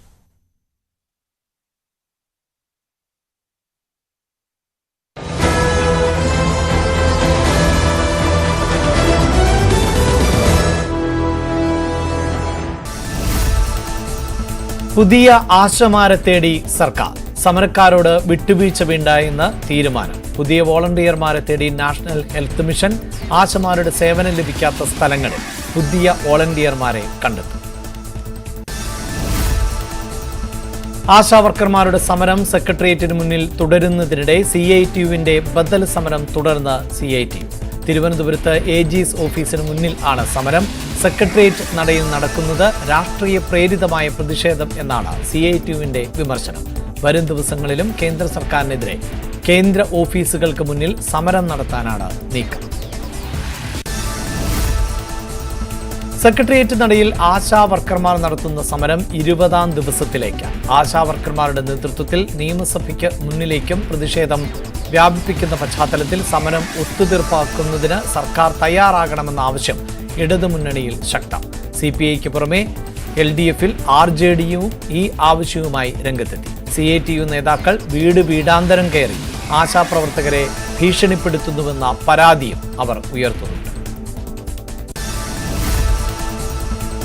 ആശാപ്രവർത്തകരുടെ സമരം തുടരുന്നതിനിടെ സമരസമിതി നേതാവ് മിനിയെ അധിക്ഷേപിച്ച CITU നേതാവ്. മിനി സാംക്രമിക രോഗം പരത്തുന്ന കീടം എന്നായിരുന്നു ആക്ഷേപം. കേരളത്തിലെ ബസ് സ്റ്റാൻഡുകളുടെ മുന്നിൽ പാട്ടകുലുക്കി പിരിവ് നടത്തുന്ന പാർട്ടിയാണ് സമരത്തിന് പിന്നിൽ എന്നും CITU സംസ്ഥാന വൈസ് പ്രസിഡന്റ് PB ഹർഷകുമാർ. കേരളത്തിലെ കോൺഗ്രസ് നേതാക്കളുമായി ഹൈക്കമാൻഡ് നടത്തിയ യോഗത്തിൽ നേതൃമാറ്റം ചർച്ചയായില്ല. ഐക്യത്തോടെ മുന്നോട്ടു പോകണമെന്ന് ഹൈക്കമാൻഡ് ആവശ്യപ്പെട്ടു. മാധ്യമങ്ങളിൽ പല അഭിപ്രായം പറയരുത്. പരസ്യപ്രതികരണങ്ങളിൽ ഇനി ഹൈക്കമാൻഡിന്റെ നിരീക്ഷണം ഉണ്ടാകും. മാറ്റം ആഗ്രഹിക്കുന്ന ജനങ്ങളെ നിരാശപ്പെടുത്തരുത് എന്ന് യോഗത്തിൽ രാഹുൽ ഗാന്ധി. UDF അധികാരത്തിൽ എത്താൻ സാധ്യമായതെല്ലാം ചെയ്യുമെന്ന് മല്ലികാർജുൻ ഖാർഗെ. അഭിമുഖ വിവാദം തുടരുന്നതിനിടെ ശശി തരൂരിനെ പാർട്ടിയുമായി കൂടുതൽ സഹകരിപ്പിക്കാൻ കോൺഗ്രസ്.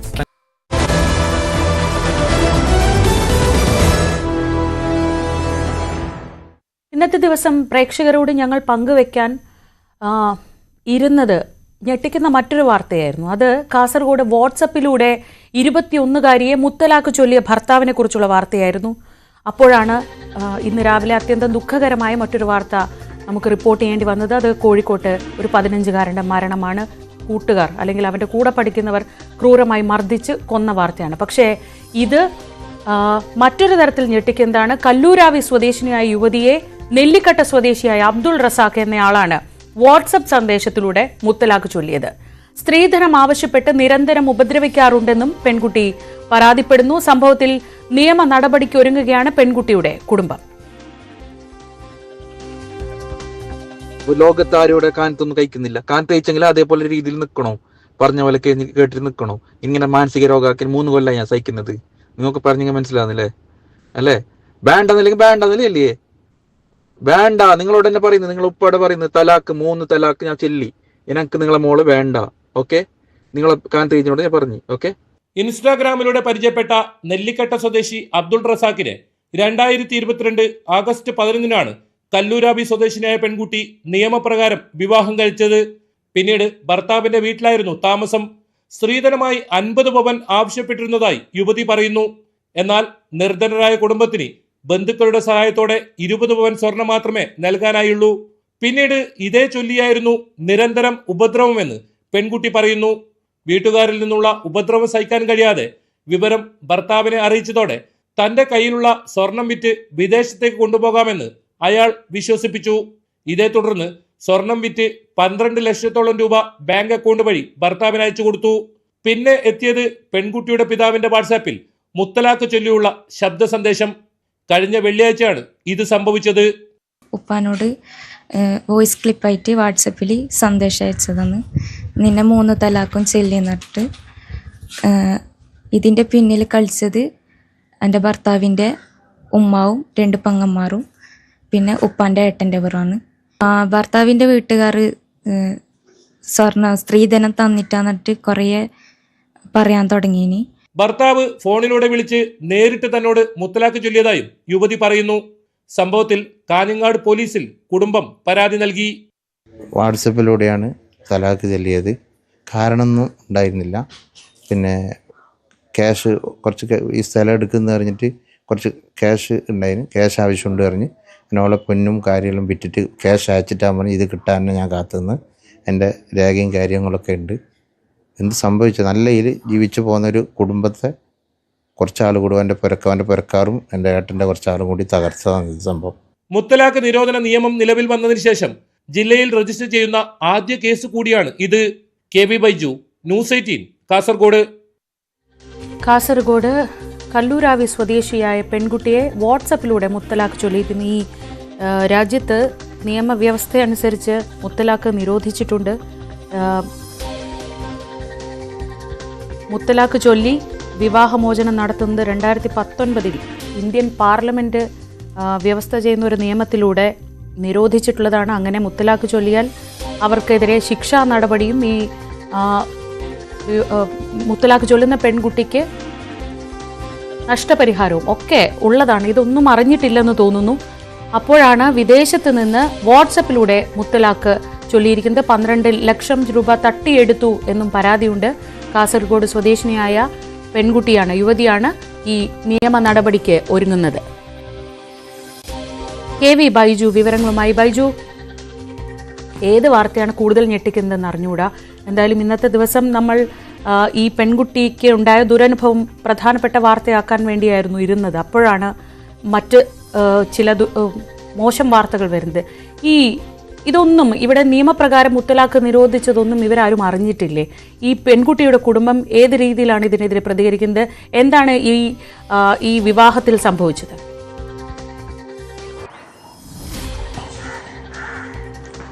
ശ്രീജ സൂചിപ്പിച്ചതുപോലെ തന്നെ നമ്മെ ഞെട്ടിപ്പിക്കുന്നതും വളരെ സങ്കടകരമായ വാർത്തകൾ തന്നെയാണ് ഇന്ന് ഓരോ ദിവസവും ഉണരുമ്പോൾ കേൾക്കുന്നതും അത് റിപ്പോർട്ട് ചെയ്യേണ്ട ഒരു അവസ്ഥയും.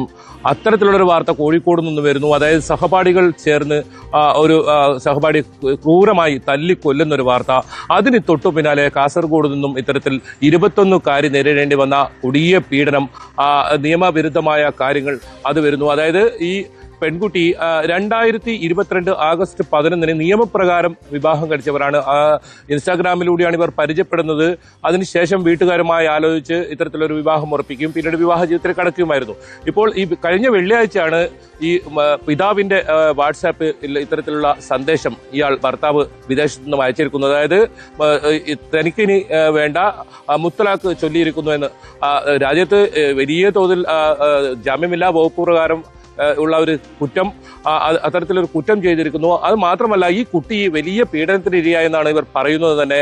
വളരെ സങ്കടകരമായി ആ വീട്ടിൽ പോയപ്പോൾ 4 പെൺകുട്ടികളാണ് ഈ പിതാവിനുള്ളത്. അതിൽ മൂത്ത കുട്ടിയാണിത്. വലിയ സന്തോഷത്തോടെ, വലിയ ചെലവ്, ശ്രീജ അറിയാം, മലബാർ ഭാഗത്ത് ഒരു മുസ്ലിം വിവാഹം കഴിക്കണമെങ്കിൽ അതിൽ എത്രത്തോളം വലിയ ചെലവ് വരുന്നു. 50 പവൻ സ്വർണമായിരുന്നു ഈ ശ്രീധരമായി ഇവർ ആവശ്യപ്പെട്ടിരുന്നത്. പക്ഷേ ഈ നിർധന കുടുംബത്തിന് അത് നൽകാൻ സാധിച്ചില്ല. 20 പവൻ മാത്രം നൽകി. പിന്നീട് ഇതേ ചൊല്ലിയായി ആയിരുന്നു ഇവരെ നിരന്തരം പീഡിപ്പിച്ചതെന്നാണ് പറയുന്നത്. അത്തരത്തിൽ മുറിയിൽ പൂട്ടിയിട്ട് ഉപദ്രവിക്കുന്ന സാഹചര്യം ഒക്കെ ഉണ്ടായി. ഏറ്റവും ഒടുവിൽ ഈ വീട്ടിൽ അബോധാവസ്ഥയിൽ കിടക്കുന്ന സമയത്ത് ആശുപത്രിയിൽ പോലും കൊണ്ടുപോകാൻ ഈ ഭർത്താവിന്റെ വീട്ടുകാർ ശ്രമിച്ചില്ല. പിന്നീട് സ്വന്തം പിതാവിനെ വിളിച്ചു വരുത്തി ആശുപത്രിയിൽ കൊണ്ടുവന്നൊരു സാഹചര്യമാണ് ഉണ്ടായത്. അത്തരത്തിൽ വലിയ കൊടിയ പീഡനം 21ാം വയസ്സിൽ തന്നെ ഈ പെൺകുട്ടിക്ക് നേരിടേണ്ടി വന്നു. വിദ്യാഭ്യാസം മുന്നോട്ട് കൊണ്ടുപോകാൻ കഴിയാത്ത സാഹചര്യം, അപ്പോഴേക്കും വിവാഹ ജീവിതത്തിലേക്ക് കടക്കുകയും പിന്നീട് ഇപ്പോൾ ഈ വിവാഹമോചനം അത് ഇത്തരത്തിൽ മുത്തലാഖ് ചൊല്ലിക്കൊണ്ടുള്ള ഒരു വിവാഹമോചനം കാസർഗോഡ് ജില്ലയിൽ ആദ്യത്തെ ഒരു സംഭവമാണ് ഇത്തരത്തിൽ പുറത്തു വരുന്നത്. ഒരു വാട്സാപ്പിലൂടെ ഇത്തരത്തിൽ മുത്തലാഖ് ചൊല്ലുന്നത് കാസർഗോഡ് ജില്ലയിൽ ആദ്യത്തെ സംഭവം, ആദ്യത്തെ കേസ് കൂടിയായി മാറുകയാണ്. എന്നാലും ഹോസ്ദുർഗ് പോലീസിൽ ഈ കുടുംബം പരാതി നൽകിയിട്ടുണ്ട്. ഇന്ന് ഇത് സംബന്ധിച്ച പോലീസ് നടപടികൾ ഉണ്ടാവുമെന്നാണ് നമുക്ക് മനസ്സിലാക്കാൻ സാധിക്കുന്നത്. ഈ അബ്ദുൾ റസാഖ് ഇപ്പോൾ വിദേശത്താണുള്ളത്. അബ്ദുൾ റസാഖിന് പുറമെ ഇയാളുടെ മാതാവ്, സഹോദരി, അതുപോലെ തന്നെ ഈ കുട്ടിയുടെ പെൺകുട്ടിയുടെ പിതാവിന്റെ സഹോദരി ഭർത്താവും ഭാര്യയും ഒക്കെ ഇവരെ ഉപദ്രവിച്ചു എന്നാണ് ഈ കുട്ടി പറയുന്നത്. വളരെ സങ്കടകരമായാണ് ഈ കുട്ടി ആ കാര്യങ്ങളൊക്കെ വിവരിച്ചിരുന്നത്. കൃത്യമായി ഈ കാര്യങ്ങളൊക്കെ കുട്ടി നമ്മോട് വിവരിക്കുന്ന ഒരു സാഹചര്യം ഉണ്ടായിരുന്നു. എന്നാൽ നമ്മൾ പോകുമ്പോൾ വലിയ അവശതയിലായിരുന്നു ഈ കുട്ടി. ആശുപത്രിയിൽ നിന്നും ഡിസ്ചാർജ് ചെയ്ത് എത്തിയതേ ഉണ്ടായിരുന്നുള്ളൂ. മാനസികമായും ആകെ തളർന്ന് നിൽക്കുന്ന ഒരു സാഹചര്യം തന്നെയായിരുന്നു ഈ കുട്ടിയുടേത്. അപ്പോഴും അവർ ഈ മീഡിയയ്ക്ക് മുമ്പിൽ, നമ്മുടെ ക്യാമറയ്ക്ക് മുമ്പിൽ എത്താൻ ധൈര്യം കാണിച്ചു. ഈ കേസുമായി മുന്നോട്ട് പോകാൻ തീരുമാനിച്ചു. എന്തായാലും ശക്തമായ നിയമ നടപടിയുമായി മുന്നോട്ട് പോകാൻ തന്നെയാണ് ഈ കുടുംബം തീരുമാനിച്ചിട്ടുള്ളത്. ഇന്ന് ഇത് സംബന്ധിച്ച നിയമ നടപടികൾ ഇപ്പോൾ പെൺകുട്ടിയുടെ അച്ഛൻ നമ്മളോടൊപ്പം ടെലിഫോൺ ലൈനിലുണ്ട്.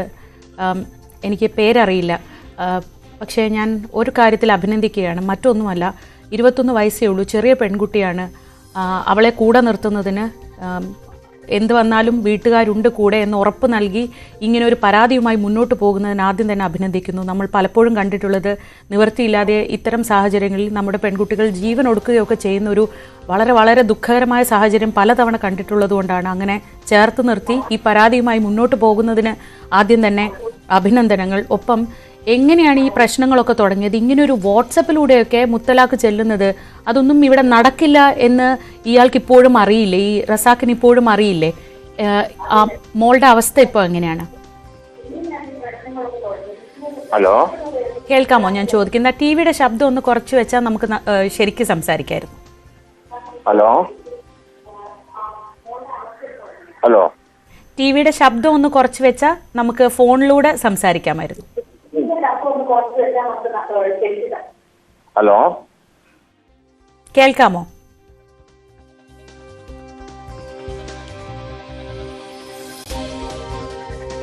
കാസർഗോഡ് കല്ലൂരാവി സ്വദേശിനിയായ 21 വയസ്സുള്ള കുട്ടിയെയാണ് ഇപ്പോൾ നെല്ലിക്കട്ട സ്വദേശിയായ അബ്ദുൾ റസാഖ് എന്ന ആൾ വാട്സപ്പ് സന്ദേശത്തിലൂടെ മുത്തലാഖ് ചൊല്ലിയത്. സ്ത്രീധനം ആവശ്യപ്പെട്ട് ഈ കുട്ടിക്ക് നിരന്തരമായി പീഡനമേൽക്കാറുണ്ട് എന്ന് പെൺകുട്ടി പറയുന്നു. ഇപ്പോൾ നിയമ നടപടിക്ക് ഒരുങ്ങുകയാണ് ഈ കുട്ടിയുടെ കുടുംബം. കുട്ടിയുടെ അച്ഛൻ നമ്മളോടൊപ്പം ടെലിഫോൺ ലൈനിലുണ്ട്. ഇപ്പോൾ കേൾക്കാമോ ഞാൻ സംസാരിക്കുന്നത്? ഇപ്പൊ കേൾക്കാമോ? ഞാൻ പറയുകയായിരുന്നു, അവൾക്ക് ധൈര്യം കൊടുത്ത് കൂടെ നിൽക്കുന്നതിനും ഇങ്ങനെ ഒരു നിയമ പോരാട്ടത്തിന് ഒരുങ്ങുന്നതിനും ആദ്യം തന്നെ നന്ദി പറയുകയാണ്. കാരണം എപ്പോഴും ആരും ഇല്ലെന്ന തോന്നലിൽ ഇങ്ങനത്തെ സംഭവങ്ങളിലൊക്കെ കുട്ടികൾ എന്തെങ്കിലും കടുങ്കൈ ചെയ്യുന്നതാണല്ലോ നമ്മൾ എപ്പോഴും കാണാറുള്ളത്. അപ്പോൾ അതിനാദ്യം തന്നെ അഭിനന്ദനങ്ങൾ. ധൈര്യപൂർവ്വം മുന്നോട്ട് പോകുന്നതിന് ഞങ്ങളും ഈ പൊതുസമൂഹം മുഴുവനും നിങ്ങളോടൊപ്പം കൂടെയുണ്ട്. എങ്ങനെയാണ് ഇങ്ങനെ ഒരു മോശം അനുഭവത്തിലേക്കൊക്കെ കാര്യങ്ങൾ പോയത്? തുടക്കം തൊട്ടേ ഇയാൾ ഇങ്ങനെയൊക്കെയാണോ പെരുമാറിയിരുന്നത്? ഫോണിൽ കൂടെ മുത്തലാഖ് ചെയ്യാനൊക്കെ പറ്റും, അതൊന്നും നിരോധിച്ചതോ ഈ രാജ്യത്ത് അതൊന്നും നടക്കില്ല എന്നതൊന്നും ഇയാളും ഇയാളുടെ വീട്ടുകാരും അറിഞ്ഞിട്ടില്ലേ? അറിഞ്ഞോ ഇല്ലേന്നറിയില്ല, പക്ഷെ നല്ല ഇതിൽ കഴിഞ്ഞിരുന്നൊരു ദാമ്പത്യ ജീവിതമായിരുന്നു ഇവരുടേത്. പക്ഷെ അതിന്റെ ഇടയിൽ ഭർത്താവിന്റെ പെങ്ങളും ഇവിടുത്തെ എന്റെ ഏട്ടന്റെ കുറച്ചാളും കൂടി എടുത്തു പണിയാണിത്. നിങ്ങളുടെ ബന്ധുക്കൾ കൂടി അവർക്കൊപ്പം നിൽക്കാൻ എന്താണ് കാരണം? സാമ്പത്തികമാണോ കാരണം? എന്താണ് ഇതിന്റെ ഒരു തുടക്കം? എങ്ങനെയായിരുന്നു തുടക്കം എന്ന് പറഞ്ഞാൽ ഇതില് ഞങ്ങളുടെ കല്യാണത്തിന് നമ്മളെ ഏട്ടന്റെ വരുന്നു, എന്റെ ഫാമിലിയിൽപ്പെട്ട അവരൊന്നും കൂടിയിരുന്നില്ല. പക്ഷെ അവരെ ഈ ഭർത്താവിന്റെ പെങ്ങൾ ഇവരെയും പൊടിച്ചിട്ട് എടുത്തോട്ടി പണിയാണിത്. മോളെ ഈ റസാഖും കുടുംബാംഗങ്ങളൊക്കെ ഉപദ്രവിക്കാറുണ്ടായിരുന്നോ? ഇപ്പോൾ ആശുപത്രിയിൽ നിന്ന് വന്നേ ഉള്ളൂ എന്ന് പറഞ്ഞു. അവളുടെ മാനസികവും ശാരീരികവും ഒക്കെ ആരോഗ്യം എങ്ങനെയുണ്ട്? റസാഖ് ഈ പോകുന്നത് വരെ നല്ല ഈലുണ്ടായിരുന്ന ഒരു പുതിയ പ്ലെയറിന് തന്നെ നല്ല ഉഷാറിലുണ്ടായിരുന്ന നല്ല ഇത്. ആ ദാമ്പത്യ ജീവിതമാണ് ഇവിടെ ഈ ഭർത്താവിന്റെ പെങ്ങളും കുടുംബക്കാരും ഇവിടുത്തെ വീട്ടുകാരും കൂടിയിട്ട് എടുത്തൂട്ടി പണി. അവളെ സ്ഥിരമായിട്ട് ഉപദ്രവിക്കാറുണ്ടായിരുന്നോ? സ്ഥിരമായിട്ട് അവിടുന്ന് വീട്ടിൽ നിന്ന് ഭർത്താവിന്റെ പെങ്ങളും ഉമ്മയും സ്ഥിരമായി അവിടുന്ന് ഉപദ്രവിക്കാറുണ്ടായിരുന്നു. ഞങ്ങൾ അവിടുന്ന് പോയിട്ട് കുറെ പ്രാവശ്യം വീട്ടിൽ നിന്ന് കൂട്ടിക്കൊണ്ടത്. പിന്നെ അത് കുഞ്ഞിനൊരു ജീവിതമല്ല, അവിടെ നിന്നോട്ട് ഭർത്താവ് കൂടെ ഉണ്ടല്ലോ, ആ ഒരു ഇതിലാണ് ഞങ്ങൾ കുട്ടീനെ ഇതാക്കിയത്. പിന്നെ ഭർത്താവും ഇതേപോലെ ഇവരെ ഇതിൽ പൊട്ടിട്ട് ഇപ്പാണ് ഈ വാട്സപ്പിലൂടെ മുത്തലാഖ് ചൊല്ലിയത്. ഇതെന്നാണ് ഈ വാട്സപ്പിലൂടെ ഈ മുത്തലാഖ് ചൊല്ലി അയച്ചത്? എപ്പോഴായിരുന്നു? വെള്ളിയാഴ്ച. ഓക്കെ. ഇത് പള്ളിയായിട്ടൊക്കെ ബന്ധപ്പെട്ടില്ല? ഇങ്ങനെ വാട്സപ്പിൽ കൂടെ ഒന്നും ഇതൊന്നും ചെയ്യാൻ പറ്റില്ലല്ലോ. നിങ്ങൾ പള്ളിയിൽ കല്യാണമൊക്കെ പള്ളി വഴിയൊക്കെ ആണല്ലോ നടത്തുന്നത്. കാരണം ഇസ്ലാമിക നിയമപ്രകാരം 3 തലാഖ് ചെല്ലൽ അറിഞ്ഞാൽ ആദ്യത്തെ ഒരു ഇത് അറിഞ്ഞാല് നമ്മൾ അവിടുത്തെ ചെയ്യേണ്ടത് നമ്മൾ നിക്കാഹ് കഴിക്കുമ്പോൾ നമ്മൾ പറയുന്നുണ്ട്, എന്റെ മകള് ശരിക്കും തികഞ്ഞു വരുന്ന കുട്ടിയല്ല, എന്തെങ്കിലും പാകപ്പിഴവോ ഇതുണ്ടെങ്കിൽ അഥവാ അത് പൊരുത്തപ്പെടുത്തി കൊടുക്കാമെന്ന് പൊരുത്തപ്പെട്ട് കൊടുക്കുക, അല്ലെങ്കിൽ നേരെ തിരിച്ചേൽപ്പിക്കുക എന്ന് പറഞ്ഞിട്ടാണ് നമ്മൾ നിക്കാഹ് ചെയ്ത് കൊടുക്കുന്നത്. ഈ നിക്കാഹ് ചെയ്ത് കൊടുക്കുക, ഈ 3 തലാഖ് ചെല്ലുന്നവര് തലാഖ് ചെല്ലാനുള്ള അധികാരം അവർക്ക് അറിഞ്ഞാല് ആദ്യം അവരെ കാരണവന്മാരോടും പള്ളി കമ്മിറ്റിക്കാർ, അവിടുത്തെ പള്ളി കമ്മിറ്റിക്കാർ, അല്ലെങ്കിൽ നമ്മളെ ഇവിടെയുള്ള പള്ളി കമ്മിറ്റിക്കാർ, ഇവരോടൊന്നും പറയാതെ ഒരു കാര്യം അറിയാതെ പെട്ടെന്നൊരു മുത്തലാഖ് ചെല്ലാന്ന് പറഞ്ഞാൽ അതൊരിക്കലും അംഗീകരിക്കാൻ പറ്റുന്ന കാര്യമല്ല സർ. തീർച്ചയായിട്ടും. മാത്രമല്ല, നമ്മൾ ഇന്ത്യയിലാണല്ലോ ജീവിക്കണേ, ഇവിടെ ഒരു ഭരണഘടനയൊക്കെ ഉണ്ട്, അതുപ്രകാരം അങ്ങനെയൊന്നും ചെയ്യാൻ പറ്റൂല്ലല്ലോ. ഇപ്പോൾ എന്താണ് നിങ്ങൾ ഏത് രീതിയിൽ നിയമപരമായി മുന്നോട്ട് പോകാനാണ് ആലോചിക്കുന്നത്? ഈ ഒന്ന് അവളെ ക്രൂരമായി ഉപദ്രവിച്ചിട്ടുണ്ടെങ്കിൽ അതിന് ഉത്തരം പറയണം അല്ലേ? അതെ, എല്ലാ നിലക്കും നമ്മൾ പോലീസ് സ്റ്റേഷനിൽ ബന്ധപ്പെട്ടിട്ടുണ്ട്, കേസ് ഫയൽ ചെയ്തിട്ടുണ്ട്. ഗാർഹിക പീഡന കേസിനും മറ്റേ ഇതിനും എല്ലാ ഇതുമായി മുന്നോട്ട് പോകാനാണ് നമ്മുടെ തീരുമാനം. വലിയ രീതിയിൽ പൈസയും നിങ്ങൾക്ക് നഷ്ടമായിട്ടുണ്ട്. അതെങ്ങനെയായിരുന്നു? അതെന്തായിരുന്നു സംഭവിച്ചത്? പൈസ അറിഞ്ഞാല് അവൻ എന്റെ വീടിന്റെ മുമ്പിലുള്ള സ്ഥലം നിന്റെ പേരിൽ എടുത്തതെല്ലാം അറിഞ്ഞിട്ട് കുട്ടിയെ നിരന്തരം ഫോൺ വിളിച്ചിട്ട് ഇതാക്കുമായിരുന്നു. അങ്ങനെ കുട്ടി എന്താക്കി എല്ലാ കയ്യിലുള്ള പൊന്നും ഇതെല്ലാം വിറ്റിട്ട് പൈസ ബാങ്ക് മുഖാന്തരം അങ്ങോട്ട് അയച്ചതാണ്. IDB ബാങ്ക് മുഖാന്തരം പൈസ ഒന്നിട്ട് പൈസ കിട്ടി എന്ന് പറഞ്ഞ് ഇതിനെ ഞാൻ ഇതുവരെ കാത്തു നിന്നത്, എന്നെ നീ പോയിക്കോന്ന് പറഞ്ഞിട്ട് അങ്ങനെ ഇതാക്കി. എപ്പോഴായിരുന്നു ഇവരുടെ കല്യാണം നടന്നത്? എപ്പോഴായിരുന്നു? ആഗസ്റ്റ് 11. അപ്പൊ തൊട്ടേ ഈ പ്രശ്നങ്ങളുണ്ടോ, അതോ ഇത് ഒരു ഘട്ടം കഴിഞ്ഞപ്പോഴാണോ ഇങ്ങനെ പ്രശ്നങ്ങളിലേക്ക് പോയത്? അപ്പൊ ഒന്നും പ്രശ്നങ്ങളൊന്നുമില്ല. ഇപ്പൊ ഈ ഭർത്താവ് ഇതാക്കാൻ വേണ്ടി കഴിഞ്ഞത് ഇപ്പൊ 1 മാസത്തിന്റെ ഉള്ളിലാണ്. അതുവരെ അവരെ ഭർത്താവിന്റെ പെങ്ങന്മാർ, ഉമ്മ, ബാക്കിയുള്ളവരെല്ലാം ഇങ്ങനെ ചെയ്തിരുന്നു. അതിന് കൂട്ടുപിടിച്ചത് നമുക്ക് ഒരു എതിരുള്ള ഒരു കക്ഷിക്കല്ല, എന്റെ വീടിന്റെ അടുത്ത് തന്നെ ഇല്ലവരെ വീട്ടുപിടിച്ചിട്ട് അവര് ചെയ്ത പണിയാണ്. ഇവരും കൂടിയിട്ട് എടുത്തോട്ടി പണിയാണ്. ഈ ഭർത്താവിന് നിരന്തരം ഇവരെന്തെല്ലാം വേറെന്തെല്ലാം വേണ്ടാത്തത് പറഞ്ഞു കൊടുത്തിട്ട് ചെയ്ത പണിയാണ്. ഇപ്പൊ എന്തായാലും പോലീസ് കേസ് കൊടുത്തിട്ടുണ്ട് അല്ലേ? കൊടുത്തിട്ടുണ്ട്. നിയമപരമായി കിട്ടാവുന്ന എല്ലാ പരിരക്ഷയും മകൾക്ക് കിട്ടട്ടെ. അവൾ വളരെ സന്തോഷത്തോടെ സമാധാനത്തോടെ ഇരിക്കട്ടെ. ഒരിക്കലും ആരോഗ്യമോ മനസമാധാനമോ കളഞ്ഞ് ഒരു വിവാഹ ജീവിതം കൊണ്ട് ഒന്നും നേടാൻ കഴിയില്ല. അതിന് കൂടെ നിൽക്കുന്നതിന് ഒരിക്കൽ കൂടി നന്ദി പറയുന്നു. അവളോട് ഞങ്ങളുടെ ഒക്കെ പിന്തുണ അറിയിക്കണം. ഒപ്പം നിയമപരമായി നിങ്ങൾക്ക് കിട്ടാവുന്ന നീതി പൂർണ്ണമായും കിട്ടുന്നത് വരെ ഞങ്ങളും കൂടെ ഉണ്ടാവും. മുത്തലാഖ് എന്ന് പറയുന്നത് ഇന്ത്യയിൽ നിരോധിക്കപ്പെട്ട ഒരു കാര്യമാണ്. മതപരമായി അത് ചെയ്യുന്നതിന് അതിൻ്റെതായ വ്യവസ്ഥകളുണ്ട്. അതൊന്നുമില്ലാതെ വാട്സപ്പിലൂടെയാണ് ഈ കുട്ടിക്ക് നേരെ ഇയാൾ മുത്തലാഖ് ചൊല്ലിയത്. ആ വാർത്തയോട് പ്രതികരിക്കുകയായിരുന്നു ഈ കുട്ടിയുടെ അച്ഛൻ. KV ബൈജു തുടരുന്നുണ്ട് വിവരങ്ങളുമായി. ബൈജു, വളരെ ക്ലാരിറ്റിയിൽ ഈ ഇങ്ങനെ ഒരു അനീതിക്കെതിരെ പൊരുതാൻ തന്നെയാണ് അവരുടെ വീട്ടുകാർ തീരുമാനിച്ചിട്ടുള്ളത്. ഈ പോലീസ് സ്റ്റേഷനിൽ നിന്ന് നമുക്ക് ലഭിക്കുന്ന വിവരം എന്താണ്?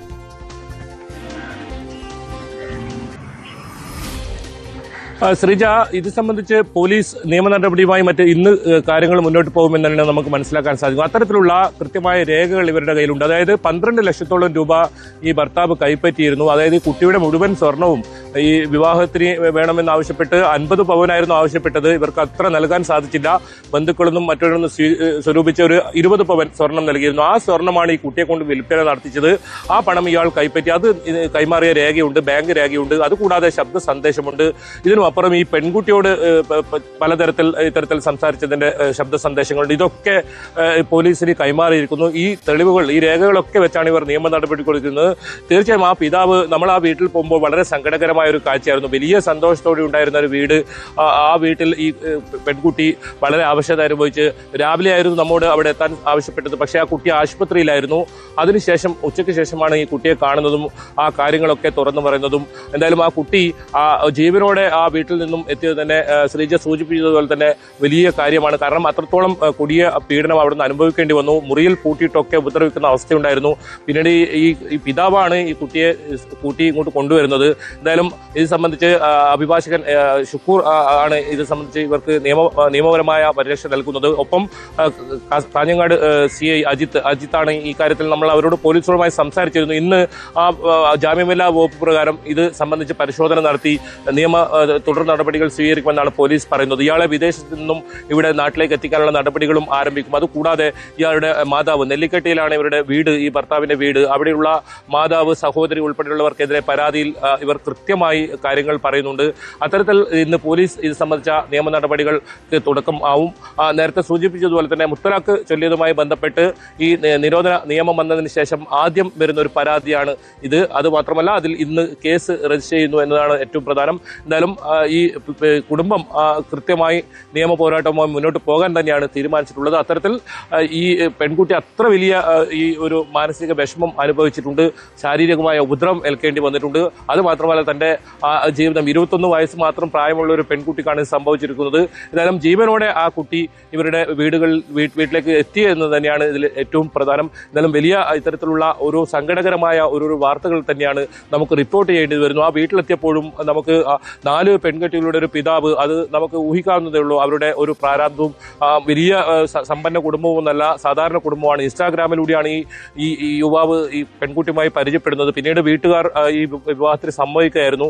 ചില ബന്ധുക്കൾ ഇതിന് എതിർപ്പ് പ്രകടിപ്പിച്ചിരുന്നു. അതുകൊണ്ട് തന്നെ ഈ ബന്ധുക്കളുടെ ഭാഗത്തു നിന്നും ഈ വിവാഹത്തിന് പങ്കെടുക്കാത്ത സാഹചര്യമൊക്കെ ഉണ്ടായിരുന്നു. അവരാണ് ഈ രീതിയിലുള്ള പ്രശ്നങ്ങൾക്കൊക്കെ ചെറിയൊരു ഈ ഒരു കാരണമായി ഉണ്ടായിരുന്നത്. മറ്റേ ഇവരുടെ ഭർത്താവിന്റെ വീട്ടുകാർക്ക് പുറമെ അവർക്കെതിരെയും ഈ പരാതിയിൽ ഇവർ കാര്യങ്ങൾ കൃത്യമായി വിശദീകരിക്കുന്നുണ്ട്. എന്തായാലും പോലീസ് ഇന്ന് നിയമ നടപടി ഇതിൽ കേസ് രജിസ്റ്റർ ചെയ്യും. ആദ്യ കേസ് കാസർഗോഡ് ജില്ലയിൽ മുത്തലാഖ് ചൊല്ലിയതുമായി ബന്ധപ്പെട്ട് ആദ്യ കേസ് ഇന്ന് രജിസ്റ്റർ ചെയ്യും. തുടർ നടപടികൾ ഇന്നുണ്ടാകും എന്ന് തന്നെയാണ് നമുക്ക് മനസ്സിലാക്കാൻ സാധിക്കുന്നത്. ബൈജുവാണ് വിവരങ്ങൾ നൽകിയത്. ആശ്വാസകരമായ കാര്യം, 4 പെൺകുട്ടികളുണ്ട്. അതൊരു വലിയ ബാധ്യതയായി കരുതുന്ന സമൂഹമൊക്കെയാണ് നമ്മുടേത്. പക്ഷെ അപ്പോഴും 21 വയസ്സുള്ള തൻ്റെ പെൺകുട്ടിക്ക് വേണ്ടി നിയമ പോരാട്ടത്തിനൊരുങ്ങുകയാണ് ആ അച്ഛൻ, ആ കുടുംബം. ആ കുടുംബത്തിനും ആ പെൺകുട്ടിക്കും അനീതി നേരിടുക, മർദ്ദനം നേരിടുക, സാമ്പത്തിക നഷ്ടമുണ്ടാവുക. അതോടൊപ്പമാണ് മുത്തലാഖ് ചൊല്ലി ഒഴിവാക്കാനുള്ള ശ്രമം. ഇതിനൊക്കെ നിയമപരമായി തന്നെ മറുപടി നൽകണം. നിയമപരമായ എല്ലാ പിന്തുണയും ആ കുട്ടിക്ക് ഉണ്ടാവട്ടെ. ഒപ്പം നമുക്കെല്ലാവർക്കും ഇത്തരം ഒരു സാഹചര്യത്തിൽ പൊതുസമൂഹം എന്ന നിലയ്ക്ക് നമുക്കും ആ കുടുംബത്തിനും ആ കുട്ടിക്കും ഒപ്പം നിൽക്കാം. ഇടവേളയ്ക്ക് ശേഷം മടങ്ങിയെത്താം.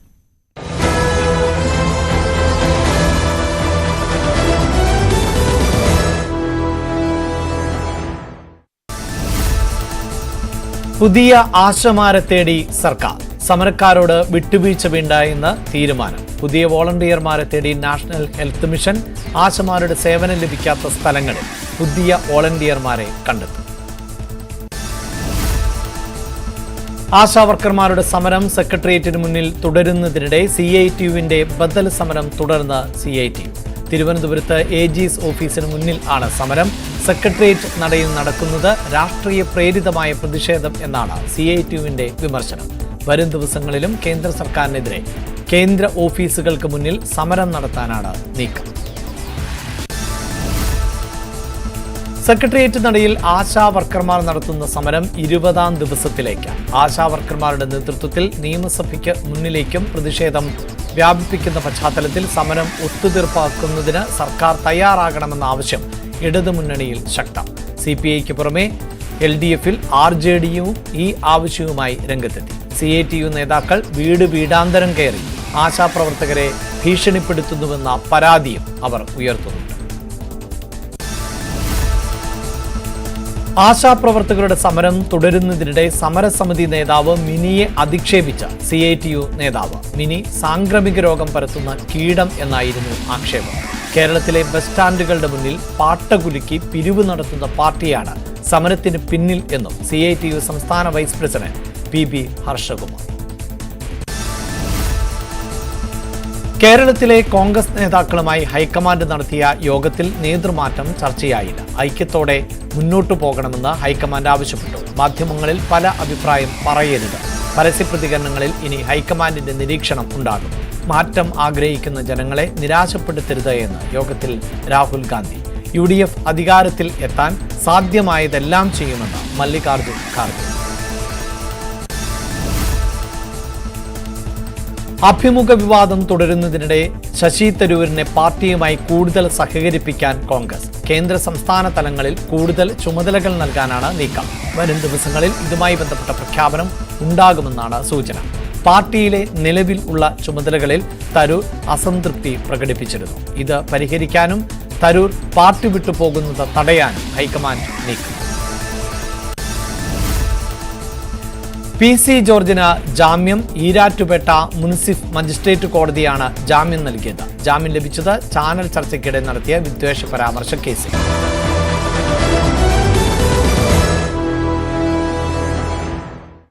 കോഴിക്കോട് താമരശ്ശേരിയിൽ വിദ്യാർത്ഥി സംഘർഷത്തിൽ പരിക്കേറ്റ് ചികിത്സയിലായിരുന്ന 10ാം ക്ലാസ്സിൽ പഠിക്കുന്ന ഷഹബാസ് മരിച്ചു. കോഴിക്കോട് മെഡിക്കൽ കോളേജിൽ ചികിത്സയിലിരിക്കെയാണ് മരിച്ചത്. ആ വാർത്തയിലേക്കാണ് നമ്മൾ തിരികെ പോകുന്നത്. അനീഷ് കുമാർ വിവരങ്ങളുമായി ചേരുന്നുണ്ട്. അനീഷിലേക്ക് പോകും മുമ്പ് നമുക്ക് ഈ അക്രമത്തിനിരയായി ആ കുട്ടി മരിക്കുന്നത് പോലെ തന്നെ അല്ലെങ്കിൽ അതിനേക്കാൾ ഞെട്ടലുണ്ടാക്കുന്നതാണ് ഈ ആക്രമണത്തിന് ശേഷം കുട്ടികൾ തമ്മിൽ സംസാരിച്ചതിൻ്റെ ചില ശബ്ദ ശകലങ്ങൾ പുറത്തു വരുന്നത്. അവരുടെ ഇൻസ്റ്റഗ്രാം ചാറ്റ് പുറത്തു വരുന്നുണ്ട്. വളരെ ആസൂത്രിതമായി ഇങ്ങനെയൊരു ആക്രമണം നടത്താൻ അവർ ആലോചിച്ചിരുന്നു. അങ്ങനെയൊരു ആക്രമണം നടത്തിയാൽ അല്ലെങ്കിൽ ഒരു കൊലപാതകം നടത്തിയാൽ പോലും തങ്ങളെ ഒന്നും ചെയ്യില്ല എന്നൊരു ആത്മവിശ്വാസം ആ കുട്ടികൾക്കുണ്ടായിരുന്നു. അത് വളരെ വളരെ വളരെ ഞെട്ടലുണ്ടാക്കുന്നതാണ് ആ ശബ്ദം. അതിലേക്കാണ് പോകുന്നത്. പിന്നെ ഫഹദേ, ഞാനൊരു കാര്യം പറഞ്ഞു. ഷാബാസിനെ ഞാൻ കൊല്ലുന്നു. അത് ഞാൻ പറഞ്ഞ അവൻ്റെ കണ്ണൊന്ന് പോയോ കിട്ടോ? ഈ കണ്ണൊന്നും ഇല്ലോ. സൂര്യേ, എൻ്റെ വാപ്പ വിളിച്ചിരുന്നു. എൻ്റെ ഫുള്ളാ കൂട്ടത്തല് മരിച്ചു കഴിഞ്ഞാലും വലിയ വിഷയമൊന്നും അത് കേസെടുക്കുമല്ലോ പോലീസ്.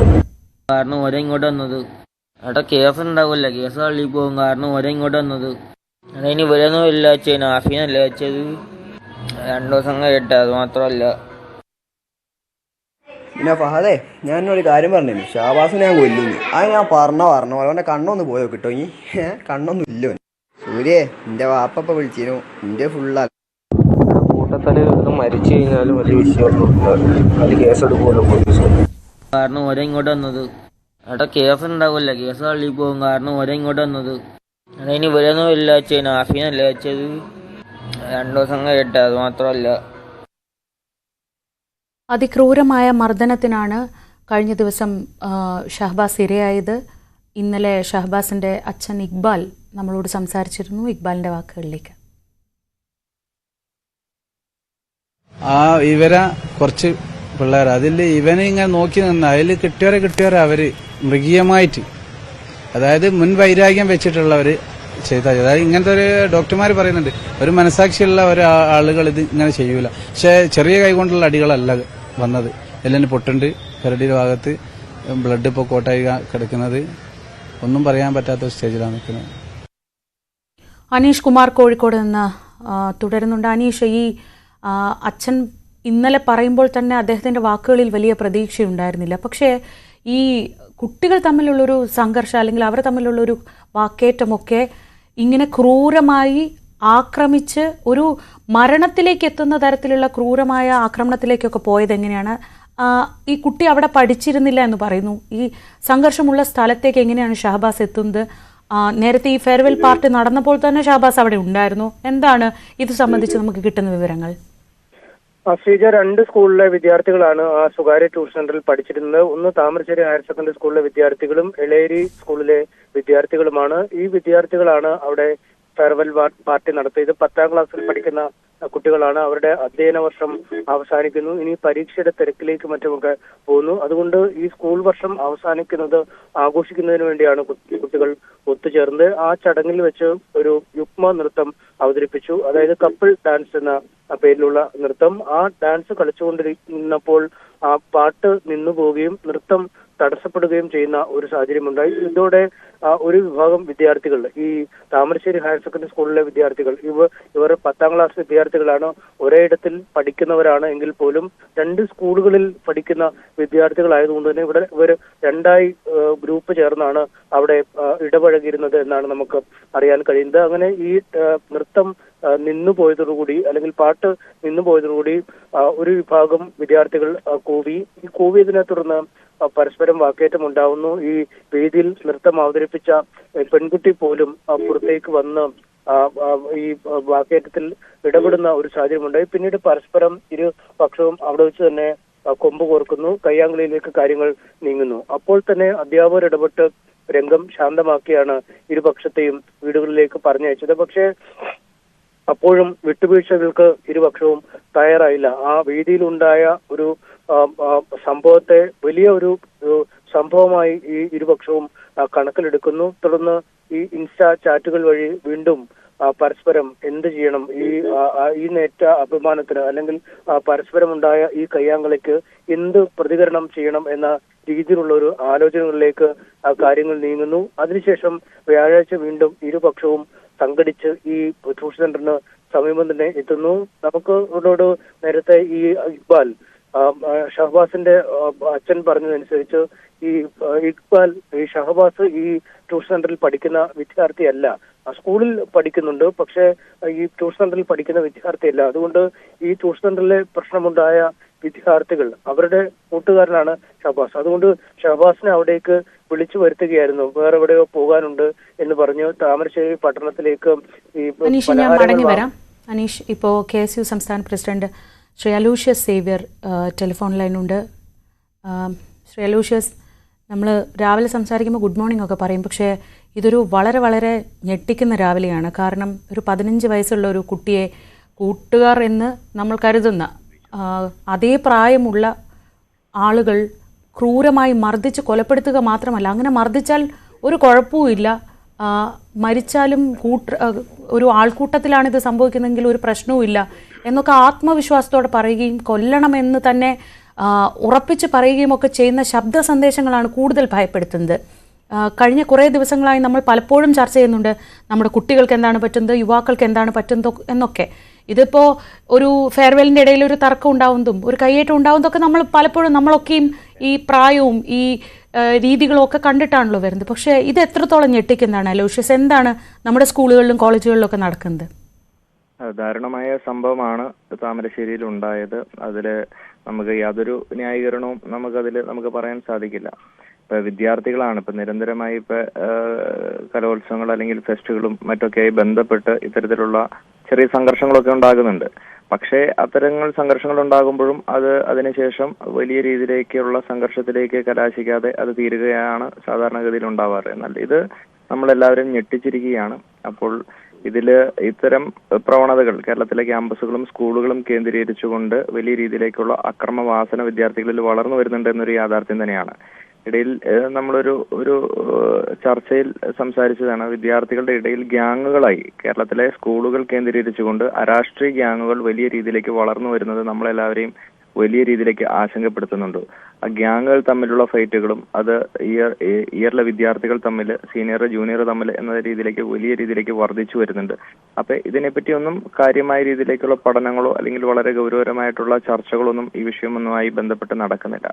അപ്പോൾ ഇതിനെ വളരെ ഗൗരവകരമായി ഈ വിഷയത്തിന്റെ ഒരു പ്രാധാന്യം മനസ്സിലാക്കി വിദ്യാർത്ഥികളുടെ ഇടയിൽ ഇത്തരം പ്രവണതകൾ വർദ്ധിച്ചു വരാതെ, അത് പല കാരണങ്ങൾ കൊണ്ടാണ് ഇത്തരം ഒരു അക്രമവാസനയിലേക്ക് വിദ്യാർത്ഥികളെല്ലാം കടന്നു പോകുന്നത്. ഒരു സാമൂഹ്യപരമായ അന്തരീക്ഷം അല്ലെങ്കിൽ സാമൂഹ്യ മാധ്യമങ്ങളിൽ എല്ലാം ഇത്തരത്തിലുള്ള പ്രവണതകൾ വളർന്നു വരുന്നതിനെ പ്രോത്സാഹിപ്പിക്കുന്ന തരത്തിലുള്ള ഇടപെടലുകൾ, സിനിമയിൽ ഉൾപ്പെടെയുള്ള ഇത്തരത്തിലുള്ള പ്രശ്നങ്ങൾ, അങ്ങനെ നിരന്തരമായിട്ടുള്ള വിഷയങ്ങൾ ഉണ്ടാകുന്നുണ്ട്. അപ്പോൾ അതിനെപ്പറ്റിയെല്ലാം വളരെ ഗൗരവകരമായി കണ്ട് സർക്കാർ തലത്തിലെല്ലാം വലിയ രീതിയിലേക്ക് ഇടപെടലുകൾ നടത്തി വിദ്യാർത്ഥികളെല്ലാം, ഇത്തരം പ്രവണതയിലേക്ക് വന്ന വിദ്യാർത്ഥികളെല്ലാം നമുക്ക് തിരിച്ച് മുഖ്യധാരയിലേക്ക് കൊണ്ടുവരണം, ജീവിതത്തിലേക്ക് കൊണ്ടുവരണം. അതിനു വേണ്ടിയിട്ടുള്ള ശ്രമങ്ങൾ, കൂട്ടായ പരിശ്രമത്തിലൂടെ മറ്റ് അധ്യാപകർ, അനധ്യാപകർ, സർക്കാർ, വിദ്യാർത്ഥി സംഘടനകൾ, മറ്റ് സാമൂഹ്യ സംഘടനകൾ എല്ലാവരും ഇടപെട്ട അത്തരത്തിലേക്കുള്ള ഒരു കൂട്ടായ മുന്നേറ്റത്തിലൂടെ നമുക്ക് ഇത്തരം പ്രവണതകൾ അവസാനിപ്പിക്കണമെന്നൊരു നിലപാടാണ് ഈ വിഷയത്തിൽ കേശുവിന് പറയാനുള്ളത്. നമ്മളിപ്പോൾ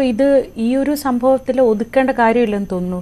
ഇന്നലെ ഒരു 10ാം ക്ലാസ്സിലെ ഫെയർവെൽ പാർട്ടിക്കിടെ കഞ്ചാവ് പാർട്ടി നടത്തി. അത് എക്സൈസ് സ്കൂളിലെത്തി കൈയോടെ പിടിക്കുന്നു. കഴിഞ്ഞ ദിവസം, അതിൻ്റെ തൊട്ട് മുൻപത്തെ ദിവസം 10ാം ക്ലാസ് വിദ്യാർത്ഥികളുടെ ഫെയർവെല്ലിന് BMW കാറാണ് കൊണ്ടുവരുന്നത്. എന്നിട്ട് അതീവ അപകടകരമായ രീതിയിൽ വണ്ടി ഓടിക്കുന്നു. ഇതൊക്കെ 10ാം ക്ലാസ്സിലാണ് സംഭവിക്കുന്നത്. കോളേജിൽ എന്താണ് സംഭവിക്കുന്നതെന്ന് ഞാൻ പ്രത്യേകം അലോഷ്യസിന് പറഞ്ഞു തരേണ്ട കാര്യമില്ല. നമ്മൾ കോട്ടയത്ത് നിന്ന് നമ്മൾ കണ്ടതാണ്, അല്ലെങ്കിൽ അതുപോലത്തെ ഓരോ ദിവസവും കേൾക്കുന്ന കാര്യങ്ങളുണ്ട്. അപ്പോൾ ഇത് തീരെ ചെറിയ പ്രായം തൊട്ടേ വലിയ രീതിയിൽ നമ്മുടെ കുട്ടികളുടെ ചിന്തയിലും അവരുടെ പ്രവൃത്തിയിലും അവരുടെ ആലോചനകളിൽ പോലും പ്രശ്നങ്ങളുണ്ട് എന്ന് ഉറപ്പല്ലേ? തീർച്ചയായിട്ടും അത് തന്നെയാണ് ഞാൻ പറഞ്ഞു വെക്കാൻ ആഗ്രഹിക്കുന്നത്. കഴിഞ്ഞ കുറേയേറെ വർഷങ്ങളിൽ നമ്മൾ പിന്നോട്ട് നമ്മൾ എടുത്തു നോക്കുകയാണെങ്കിൽ വിദ്യാർത്ഥികളുടെ ഒരു മാനസിക അവസ്ഥയെപ്പറ്റി അല്ലെങ്കിൽ അതിനെപ്പറ്റി കൃത്യമായി പഠനങ്ങൾ നടത്താനോ എത്തരത്തിലാണ് വിദ്യാർത്ഥികളുടെ അത്തരത്തിലുള്ള ചിന്താഗതികളെല്ലാം പോകുന്നത്. ഇതിൽ വലിയ രീതിയിലേക്കുള്ള ഒരു അനാസ്ഥ നമ്മൾ സർക്കാരിന്റെ ഉൾപ്പെടെ ഭാഗത്തുനിന്ന് ഉണ്ടാകുന്നുണ്ട്. ഇത് നമ്മൾ ലഹരി വസ്തുക്കൾ വിദ്യാർത്ഥികളിൽ നിന്ന് പിടിക്കപ്പെടുന്നു എന്ന് പറയുന്നു. അത് ഒരു കോമ്പിങ്ങിന്റെ ഭാഗമായി എക്സൈസ് ഉദ്യോഗസ്ഥർ ഉൾപ്പെടെ പിടിക്കുന്നു. വളരെ നാമമാത്രമായത് മാത്രമേ പുറത്തേക്ക് വരുന്നുള്ളൂ. അതിനപ്പുറം വലിയ രീതിയിലേക്കുള്ള ഇതിന്റെ ബിഗ് ഷോട്ട്സ്, ഇത് എവിടെ നിന്ന് ഉൽപ്പാദിപ്പിക്കപ്പെടുന്നു, എവിടെ നിന്ന് വരുന്നു, അല്ലെങ്കിൽ ആരാണ് ഇതിന്റെ വിതരണക്കാർ, ആരാണ് ഇതിന്റെ കണ്ണിയിലെ മുഖ്യ ആളുകൾ എന്നതിനെപ്പറ്റി ഒരു അന്വേഷണം നടക്കുന്നില്ല. ഇത് വിദ്യാർത്ഥികൾ കുറച്ച് ആളുകൾ പിടിക്കുന്നു, അവര് മാത്രം ഇത് പ്രതികളായി മാറിപ്പോകുന്നു. ഈ അതിന്റെ ഉൽപാദകരായിട്ടുള്ള ആളുകൾ വലിയ രീതിയിലേക്ക് സംരക്ഷിക്കപ്പെടുന്ന ഒരു സാഹചര്യമുണ്ട്. അപ്പൊ നമുക്കിതിന്റെ ഉറവിടം കണ്ടെത്തി അതിനെ അവസാനിപ്പിക്കേണ്ട സാഹചര്യത്തിലേക്ക് സർക്കാർ മിഷനറികളെല്ലാം ഉണർന്ന് പ്രവർത്തിക്കേണ്ടതായിട്ടുണ്ട്. ലഹരി ഒരു പ്രധാനപ്പെട്ട ഘടകമാണ് അലോഷ്യസ്, ഒരു സംശയമില്ല, ഞാൻ അതിൽ പൂർണ്ണമായി യോജിക്കുന്നു. പക്ഷേ ഞാൻ ചോദിക്കുന്നത്, നമ്മുടെയൊക്കെ ഒരു വളർച്ചയുടെ ഘട്ടത്തിൽ നമുക്ക് ക്രിയാത്മകതയുണ്ടായിരുന്നു, സർഗാത്മകതയുണ്ടായിരുന്നു. ഇതൊക്കെ നമ്മളെ നല്ല മനുഷ്യരായി മാറാൻ നമ്മളെ സഹായിക്കുന്ന കാര്യങ്ങൾ അതൊക്കെയാണ്. പക്ഷേ നമ്മുടെ കുട്ടികളുടെ ചിന്താഗതിയിലുള്ള പ്രശ്നങ്ങൾ, അതിലൊരു പക്ഷേ ഈ വിദ്യാർത്ഥി സംഘടനാ പ്രവർത്തകർ എന്ന നിലയ്ക്ക് നിങ്ങൾക്ക് ഓരോരുത്തർക്കും എടുക്കാവുന്ന ഒരു റോൾ ഉണ്ട്. അത് നമുക്ക് എടുക്കാൻ കഴിയുണ്ടോ? ഞാൻ KC ഒന്നല്ല ഉദ്ദേശിക്കുന്നത്, നമ്മൾ ഓരോരുത്തർക്കും എടുക്കാൻ കഴിയുന്ന ഒരു റോൾ. വിദ്യാർത്ഥി സംഘടനകൾ വളരെ ഗൗരവത്തോടു കൂടിയാണ് ഈ അടുത്ത ദിവസത്ത് ഉണ്ടാകുന്ന സംഭവവികാസങ്ങളെല്ലാം വളരെ ഗൗരവകരമായി തന്നെയാണ് ഒരു വിദ്യാർത്ഥി സംഘടന എന്ന നിലയിൽ നമ്മൾ അഡ്രസ് ചെയ്യുന്നത്. അതിൽ രാഷ്ട്രീയത്തിന്റെ നിറം ചേർക്കേണ്ടതില്ല. അതിൽ പൂർണ്ണമായും വിദ്യാർത്ഥി സംഘടനകളും എല്ലാം കൂട്ടായി ഈ സമൂഹത്തെ അല്ലെങ്കിൽ വരുന്ന തലമുറയെ ഇതിൽ നിന്ന് രക്ഷപ്പെടുത്തുന്നതിന് വേണ്ടിയിട്ട് അല്ലെങ്കിൽ ഒരു സമൂലമായ മാറ്റം ഉണ്ടാകുന്നതിന് വേണ്ടിയിട്ട് പ്രയത്നങ്ങൾ നടത്തണമെന്നൊരു അഭിപ്രായം തന്നെയാണ് KSUവിന് ഈ വിഷയത്തിൽ ഉള്ളത്. വളരെ ഗൗരവകരമായി തന്നെ അതിനെപ്പറ്റി നമ്മൾ പഠനങ്ങൾ നടത്തി ശാസ്ത്രീയപരമായ രീതിയിലേക്കെല്ലാം അതിൽ ഇടപെടലുകൾ നടത്തി ഈ വിദ്യാർത്ഥി സമൂഹത്തെ അവരുടെ ചിന്തകളെ പോലും പല രീതിയിലേക്കും മാറ്റുന്ന അല്ലെങ്കിൽ ത്തിലേക്കുള്ള പ്രവണതകളാണ് പലപ്പോഴും നമുക്ക് കാണാൻ സാധിക്കുന്നത്.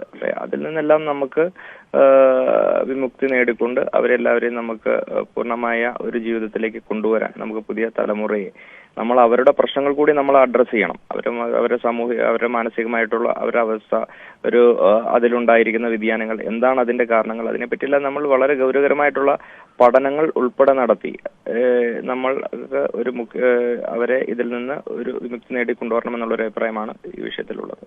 ശരി, അലോഷ്യസ് സേവ്യർ KSU സംസ്ഥാന പ്രസിഡന്റാണ് സംസാരിച്ചത്. ഇത് നമ്മൾ ഓരോരുത്തരും, വിദ്യാർത്ഥി സംഘടനാ പ്രവർത്തകർ, അധ്യാപകർ, മാതാപിതാക്കൾ, ബന്ധുക്കൾ, കൂട്ടുകാർ, നമ്മൾ മാധ്യമപ്രവർത്തകർ, രാഷ്ട്രീയ പ്രവർത്തകർ എല്ലാവരും ഒത്തുചേർന്നാൽ മാത്രമേ നമ്മുടെ സമൂഹത്തെ ഇപ്പോൾ ഗ്രസിച്ചിരിക്കുന്ന ഈ വലിയ വിപത്ത്, നമ്മുടെ കുട്ടികളുടെ ചിന്താഗതിയിലുള്ള മാറ്റങ്ങൾ, സമൂഹത്തിലുള്ള അക്രമവാസന, ഇതിൽ എന്തെങ്കിലും മാറ്റം വരുത്തി ഒരു സമാധാനപൂർണമായ ജീവിതം, അതായത് നമ്മുടെ കുട്ടിയെ സ്കൂളിലേക്ക് പറഞ്ഞു വിടുമ്പോൾ അവൻ ആരോഗ്യത്തോടെ പരിക്കുകളില്ലാതെ തിരിച്ചു വരും, അല്ലെങ്കിൽ അവൻ ഒരു അക്രമിയാവാതെ തിരിച്ചു വരും എന്ന ഉറപ്പുണ്ടാവണമെങ്കിൽ ഇങ്ങനെ എല്ലാ മേഖലയിലും ഒന്നിച്ച് കൈകോർത്ത് പിടിച്ച് തന്നെ നമ്മൾ പ്രവർത്തിക്കേണ്ടി വരും. കേൾക്കുന്ന വാർത്തകളൊക്കെ നമ്മളെ പേടിപ്പിക്കുന്നതാണ്, ആശങ്കപ്പെടുത്തുന്നതാണ്. ആ സാഹചര്യത്തിൽ നമ്മുടെ കുട്ടികളിൽ വരുന്ന മാറ്റങ്ങൾ വളരെ സൂക്ഷ്മമായി നിരീക്ഷിച്ചറിയാൻ, വിദ്യാർത്ഥികളുടെ പ്രശ്നങ്ങൾ മനസ്സിലാക്കാൻ മാതാപിതാക്കൾക്കും അധ്യാപകർക്കും സമൂഹത്തിനൊന്നാകെയും കഴിഞ്ഞാൽ മാത്രമേ ഇപ്പോൾ നമ്മൾ നേരിട്ടുകൊണ്ടിരിക്കുന്ന ഈ പ്രശ്നത്തിൽ നിന്ന് നമുക്കൊരു മോചനമുണ്ടാകൂ, അല്ലെങ്കിൽ ഇതിനെ അതിജീവിക്കാൻ നമുക്ക് കഴിയൂ എന്നതിൽ സംശയമില്ല. അതിന് ഈ സമൂഹം മുഴുവൻ ഒന്നിച്ച് നിൽക്കേണ്ട ഒരു സമയമാണ് എന്ന് മാത്രം ഈ ഒരു സമയത്ത് ഓർമ്മപ്പെടുത്തുന്നു. അനീഷ് കുമാർ തുടരുന്നുണ്ട്. അനീഷ്, ഇനി ആശുപത്രിയിലെ നടപടിക്രമങ്ങൾ, ഇന്ന് പുലർച്ചെ 12:30 മരണം സംഭവിച്ചത്. അവിടെ എന്താണ്, നമുക്ക് അവിടെ നിന്ന് ആശുപത്രിയിൽ നിന്നുള്ള പുതിയ വിവരങ്ങൾ എന്തൊക്കെയാണ്?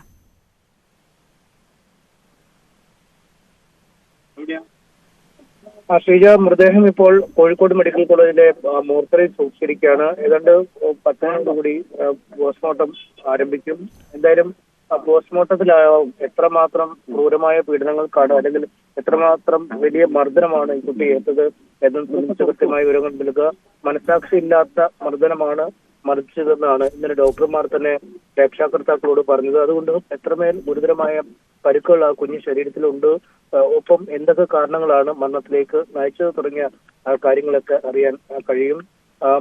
അല്പസമയം കഴിയുമ്പോൾ അതിന്റെ നടപടിക്രമങ്ങൾ ആരംഭിക്കും. എന്തായാലും കുട്ടികളെ കഴിഞ്ഞ ദിവസം, ഈ പ്രതികളായ കുട്ടികളെ കഴിഞ്ഞ ദിവസം പോലീസ് കസ്റ്റഡിയിൽ എടുത്തിരുന്നു. അതിനുശേഷം ഈ രക്ഷകർത്താക്കളുടെ ഒപ്പം ജാമ്യം നൽകി വിട്ടയക്കുകയായിരുന്നു. ഇന്ന് ജുവനൈൽ ജസ്റ്റിസ് ബോർഡിന് മുമ്പാകെ കുട്ടികളെ ഹാജരാക്കും. അതിനുശേഷമോ മറ്റ് അനന്തര നടപടിക്രമങ്ങളിലേക്കൊക്കെ നീങ്ങും. എന്തായാലും ഈ ജുവനൈൽ കുറ്റകൃത്യങ്ങളിൽ പ്രതികളാകുമ്പോൾ വരാൻ പോകുന്ന പരിണത ഫലങ്ങളെ കുറിച്ചൊക്കെ കൃത്യമായി ബോധവാന്മാരാണ് ആ കുട്ടികളെന്ന് നമ്മൾ അവരുടെ ചാറ്റിൽ നിന്ന് വ്യക്തമാവുന്നുണ്ടായിരുന്നു. എന്തായാലും അനുബന്ധ നടപടിക്രമങ്ങൾ ഇന്ന് ഇതുമായി ബന്ധപ്പെട്ട് ഉണ്ടാവും. ശ്രീജ, ഇപ്പോൾ നമ്മളോടൊപ്പം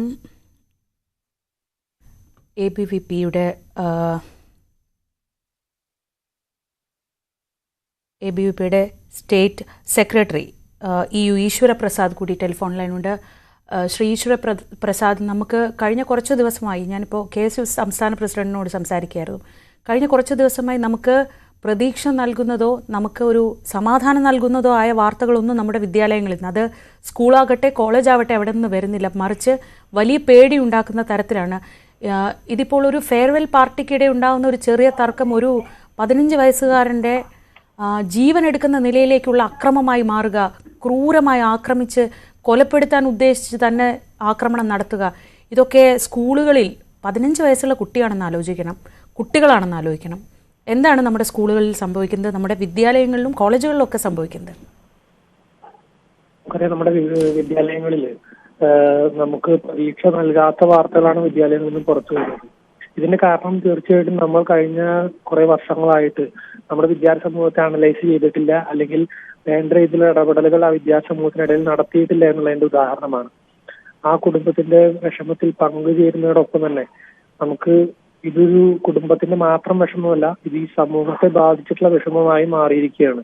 ഈ ഒരു സംഭവമല്ല, കഴിഞ്ഞ 2 മാസത്തോളമായിട്ട് നമ്മൾ പ്രതീക്ഷിക്കാത്ത, നമ്മൾ കേൾക്കാൻ ആഗ്രഹിക്കാത്ത വാർത്തകളാണ് പുറത്തു വരുന്നത്.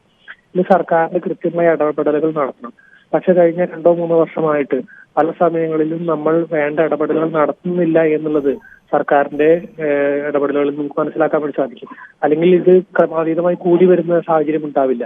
ഇത് ക്രമാതീതമായി കൂടി വരുന്നു. പല വിഷയങ്ങളും, അക്രമമായാലും ലഹരിയുടെ ഉപയോഗമായാലും, ഇത് കൂടി വരുന്ന സമയത്തും അതിനെ തകർക്കുവാൻ വേണ്ടിയിട്ടുള്ള ഒരു നടപടിയും സർക്കാരിന്റെ ഭാഗത്തുണ്ടാവില്ല.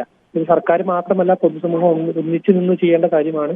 ആ കാര്യത്തിൽ ABVP എപ്പോഴും മുന്നിൽ തന്നെ ഉണ്ടാവും. അതോടൊപ്പം തന്നെ എല്ലാവരും ഒരുമിച്ച് നിന്നുകൊണ്ട് ഈ കാര്യത്തെ നേരിടണം എന്നുള്ളതാണ് എൻ്റെ അഭിപ്രായം. തീർച്ചയായും ഇത് നമുക്ക് ആർക്കെങ്കിലും ഒരു വിഭാഗത്തിന് ഒറ്റയ്ക്ക് വിചാരിച്ചാൽ ഈ പ്രശ്നത്തിൽ നിന്ന്, ഈ പ്രതിസന്ധിയിൽ നിന്ന് നമുക്ക് മുന്നോട്ട് പോകാനാവില്ല. സമൂഹം ഒറ്റക്കെട്ടായി നിന്ന് നമ്മുടെ കുഞ്ഞുങ്ങളെ നല്ല വഴിക്ക് നയിക്കുക എന്നത് സമൂഹത്തിൻ്റെ മുഴുവൻ ഉത്തരവാദിത്തമാണ്. അതിൽ ഈ അറ്റത്തിരിക്കുന്ന മാധ്യമങ്ങൾ തൊട്ട് അവരെ ഏറ്റവും ആദ്യം കാണുന്ന അവരുടെ മാതാപിതാക്കളും അധ്യാപകരും സമൂഹം ഒന്നാകെ ഒന്നിച്ചു നിന്നാൽ മാത്രമേ ഇപ്പോൾ നമ്മൾ കേൾക്കുന്ന ഈ വാർത്തകൾ ഇനി കേൾക്കാതിരിക്കുകയുള്ളൂ. ഷഹബാസ് ഇന്നലെ 12:30 ഇന്ന് പുലർച്ചെ 12:30 മരിക്കുന്നത്. ആ കുടുംബത്തിൻ്റെ എല്ലാ പ്രതീക്ഷയുമാണ് ഇല്ലാതാവുന്നത്. അങ്ങനെ ഒരു വാർത്ത ഇനിയും വായിക്കാതിരിക്കട്ടെ, അല്ലെങ്കിൽ ഇനിയും പ്രേക്ഷകരോട് പറയാൻ ഇടവരാതിരിക്കട്ടെ എന്ന് മാത്രം ആശിച്ചുകൊണ്ട് മറ്റ് വാർത്തകളിലേക്ക് പോവുകയാണ്. നന്ദി ശ്രീ ഈശ്വര പ്രസാദ് പ്രതികരിച്ചതിന്. രാഷ്ട്രീയത്തിലേക്ക് വന്നാൽ നിയമസഭാ തെരഞ്ഞെടുപ്പിൽ UDFന് ഭൂരിപക്ഷം ലഭിച്ചാൽ മുഖ്യമന്ത്രി സ്ഥാനത്തേക്ക് ഇല്ലെന്ന് പ്രതിപക്ഷ നേതാവ് VD സതീശനും KPCC അധ്യക്ഷൻ K സുധാകരനും. പാർട്ടി അധികാരത്തിൽ തിരികെ എത്തിക്കുക എന്നതാണ് പ്രധാന ദൗത്യമെന്നും ഇരു നേതാക്കളും ഹൈക്കമാൻഡുമായി നടത്തിയ കൂടിക്കാഴ്ചയിൽ വ്യക്തമാക്കി. അതേസമയം തരൂർ വിവാദം മാധ്യമ സൃഷ്ടിയാണെന്ന് കൂടിക്കാഴ്ചയിൽ അഭിപ്രായം ഉയർന്നു. News 18 exclusive. നേതൃത്വത്തിനിടയിലെ അധികാര തർക്കങ്ങളും അഭിപ്രായ ഭിന്നതകളും നിയമസഭാ തെരഞ്ഞെടുപ്പിലെ ജയസാധ്യതകളെ ബാധിക്കുമെന്ന് രാഹുൽ ഗാന്ധി വ്യക്തമാക്കിയതിന് പിന്നാലെയാണ് മുഖ്യമന്ത്രി സ്ഥാനത്തേക്കില്ലെന്ന് പ്രതിപക്ഷ നേതാവ് വി ഡി സതീശൻ തുറന്നു പറഞ്ഞത്. മുഖ്യമന്ത്രി സ്ഥാനത്തേക്ക് തന്നേക്കാൾ യോഗ്യതയുള്ളവർ ചർച്ചയിൽ പങ്കെടുക്കുന്നുണ്ടെന്നും വി ഡി സതീശൻ പറഞ്ഞു. താനും സതീശനും മുഖ്യമന്ത്രി കസേര ലക്ഷ്യമാക്കിയല്ല ചുമതലകളിൽ തുടരുന്നതെന്നും പാർട്ടിയെ അധികാരത്തിൽ തിരികെ എത്തിക്കുകയാണ് ദൗത്യമെന്നും KPCC അധ്യക്ഷൻ കെ സുധാകരനും ഹൈക്കമാൻഡിനെ അറിയിച്ചു. കൂട്ടായ നേതൃത്വത്തിന് മാത്രമേ പാർട്ടിയെ അധികാരത്തിൽ തിരികെ എത്തിക്കാൻ കഴിയുമെന്നും ഹൈക്കമാൻഡ് പ്രതിനിധികൾ യോഗത്തിൽ അഭിപ്രായപ്പെട്ടു. അതേസമയം കോൺഗ്രസ് അധ്യക്ഷൻ ഉൾപ്പെടെയുള്ളവരുമായി നടന്ന കൂടിക്കാഴ്ചയ്ക്ക് മുമ്പ് കേരളത്തിൽ നിന്നെത്തിയ നേതാക്കളിൽ ഒരു വിഭാഗം ഗ്രൂപ്പ് യോഗം ചേർന്നത് അധ്യക്ഷ സ്ഥാനത്തേക്ക് മറ്റൊരു പേര് നിർദ്ദേശിക്കാനാണെന്നാണ് വിവരം. അതേസമയം ദേശീയ നേതൃത്വം ഈ തീരുമാനത്തോട് വിയോജിച്ചത് അധ്യക്ഷ സ്ഥാനം ലക്ഷ്യമാക്കി കരുനീക്കം നടത്തിയ നേതാക്കൾക്ക് അപ്രതീക്ഷിത തിരിച്ചടിയായി. ശശി തരൂർ വിവാദം മാധ്യമ സൃഷ്ടിയാണ് ും തരൂർ മനസ്സിൽ പോലും വിചാരിക്കാത്ത കാര്യങ്ങളാണ് മാധ്യമ വാർത്തകളിലൂടെ പ്രചരിച്ചതെന്നും കൂടിക്കാഴ്ചയിൽ അഭിപ്രായമുയർന്നു. ആദ്യ ലേഖനം പ്രസിദ്ധീകരിച്ചതിന് പിന്നാലെ തരൂരിനെതിരെ രൂക്ഷ വിമർശനവുമായി രംഗത്തെത്തിയ രമേശ് ചെന്നിത്തല ഹൈക്കമാൻഡുമായി നടന്ന കൂടിക്കാഴ്ചയ്ക്ക് ദിവസങ്ങൾക്ക് മുമ്പ് തരൂരുമായി ഫോണിൽ ബന്ധപ്പെട്ട് അഭിപ്രായ ഭിന്നതകൾ പറഞ്ഞു തീർത്തതായാണ് വിവരം. കൂടിക്കാഴ്ചയിൽ ഇരു നേതാക്കളും അടുത്തടുത്ത കസേരകളിൽ ഇരുന്നതും മഞ്ഞുരുകലിന്റെ സൂചനയായി. ശശി തരൂരിന്റെ പേരിൽ നടക്കുന്ന വിവാദങ്ങളിൽ പരസ്യ പ്രതികരണങ്ങൾ നടത്തി ഇടതുപക്ഷത്തിന്റെ വലയിൽ വീഴരുതെന്നും നേതാക്കൾക്ക് ഹൈക്കമാൻഡ് മുന്നറിയിപ്പ് നൽകി. അതേസമയം ദേശീയ നേതൃത്വവുമായി നടത്തിയ കൂടിക്കാഴ്ചയിൽ താൻ ഒരിക്കൽ പോലും ഉന്നയിക്കാത്ത വിഷയങ്ങളാണ് തന്റെ പേരിൽ വ്യാജമായി പ്രചരിക്കുന്നതെന്ന് ഫേസ്ബുക്ക് പോസ്റ്റിലൂടെ KPCC അധ്യക്ഷൻ വ്യക്തമാക്കി. ഇത് തെറ്റായ മാധ്യമ സംസ്കാരമാണെന്നും അദ്ദേഹം വിമർശിച്ചു. Dan Kurian, news 18, Thiruvananthapuram. Ranji trophy ഫൈനലിൽ പ്രതീക്ഷ കൈവിടാതെ കേരളം. ഒന്നാം ഇന്നിംഗ്സിൽ കേരളത്തിനെതിരെ 37 റൺസ് ലീഡ് നേടിയ വിദർഭയുടെ രണ്ടാം ഇന്നിംഗ്സ് ഇന്ന് ആരംഭിക്കും. വിദർഭയെ കുറഞ്ഞ ടോട്ടലിൽ പുറത്താക്കി മത്സരം വരുതിയിലാക്കുകയാണ് കേരളത്തിന്റെ ലക്ഷ്യം.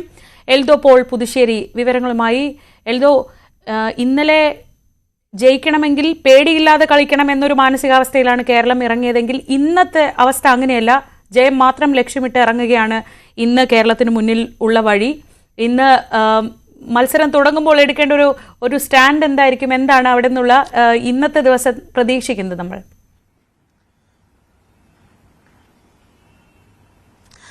Good morning Sreeja. ഈ വിദർഭ ക്രിക്കറ്റ് അസോസിയേഷൻ സ്റ്റേഡിയത്തിലെ പിച്ച് അത് ഇന്നത്തെ ദിവസം സ്പിന്നർമാർക്ക് വലിയ തോതിൽ ആനുകൂല്യം നൽകും എന്നാണ് പ്രതീക്ഷിക്കുന്നത്.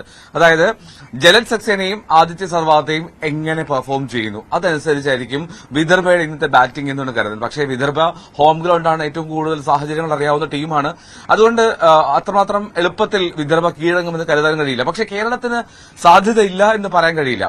ഇന്നലെ ഒരു പക്ഷേ കേരളം ഒരു ലീഡിലേക്ക് പോകുന്നു എന്ന് തോന്നിയ ഘട്ടത്തിലാണ് ക്യാപ്റ്റന്റെ ഇന്നിംഗ്സുമായി നിന്ന സച്ചിൻ ബേബി 98ാമത്തെ റൺസിൽ എത്തി നിൽക്കെ ഒരു അനാവശ്യ ഷോട്ട് എന്ന് തന്നെ തീർത്തും പറയണം. ഒരു സിക്സർ പറത്താനുള്ള ശ്രമത്തിലാണ് കേരളത്തിന് ആ ലീഡിലേക്ക് പോകാനുള്ള അവസരം നഷ്ടമായത്. സച്ചിനും ജലജ് സക്സേനയും ചേർന്ന് വളരെ ഈസിയായി കേരളത്തെ മുന്നോട്ട് കൊണ്ടുപോകുമെന്ന് കരുതിയ ഘട്ടത്തിലായിരുന്നു വിക്കറ്റ്. അനാവശ്യ ഷോട്ട് എന്ന് തന്നെ ഉറപ്പായും പറയണം. അപ്പോൾ അങ്ങനെ കേരളം 37 റൺസിന് ലീഡ് വഴങ്ങുന്ന ഒരു സാഹചര്യമുണ്ടായി. ഇന്ന് വിദർഭ രാവിലെ ബാറ്റിംഗിനിറങ്ങും. വിദർഭ ബാറ്റിംഗിനിറങ്ങുമ്പോൾ തുടക്കം മുതൽ തന്നെ ആദ്യ സമയങ്ങളിൽ ആദ്യ ഒരു മണിക്കൂറിൽ ഇവിടെ ഈ രാവിലെ സമയത്ത് ഒരു നേരിയ തോതിൽ ഒരു തണുപ്പും നേരിയ മഞ്ഞുമുണ്ട്. അപ്പോൾ സ്റ്റേഡിയത്തിൽ ആ ഈർപ്പത്തിന്റെ ആനുകൂല്യം മുതലെടുക്കാൻ മാത്രം പേസർമാരെ ഉപയോഗിച്ചാൽ പിന്നീട് പരമാവധി സ്പിന്നർമാർക്കുള്ള അവസരമായിരിക്കും. സ്പിന്നർമാർ ഇന്നലെ തന്നെ നമ്മൾ കണ്ടു ഹർഷ ദുബൈയുടെയൊക്കെ ബോള് വല്ലാത്ത രീതിയിൽ കുത്തിത്തിരിയുന്നത്. അപ്പോൾ ഒരു ഷെയ്ൻ വോണിന്റെ ടേണറൊക്കെ പോലെ തിരിയുന്നത് കണ്ടിരുന്നു പലപ്പോഴും. അപ്പോൾ അത്തരത്തിൽ സ്പിന്നർമാർക്ക് അനുകൂലമായിട്ടുള്ള സാഹചര്യമുണ്ട് വിദർഭ ക്രിക്കറ്റ് അസോസിയേഷൻ സ്റ്റേഡിയത്തിൽ. ജലജ് സക്സേന, ആദിത്യ സർവാതെ ഈ രണ്ടുപേരുടെ ബോളിംഗ് പ്രകടനം നിർണായകമാകും.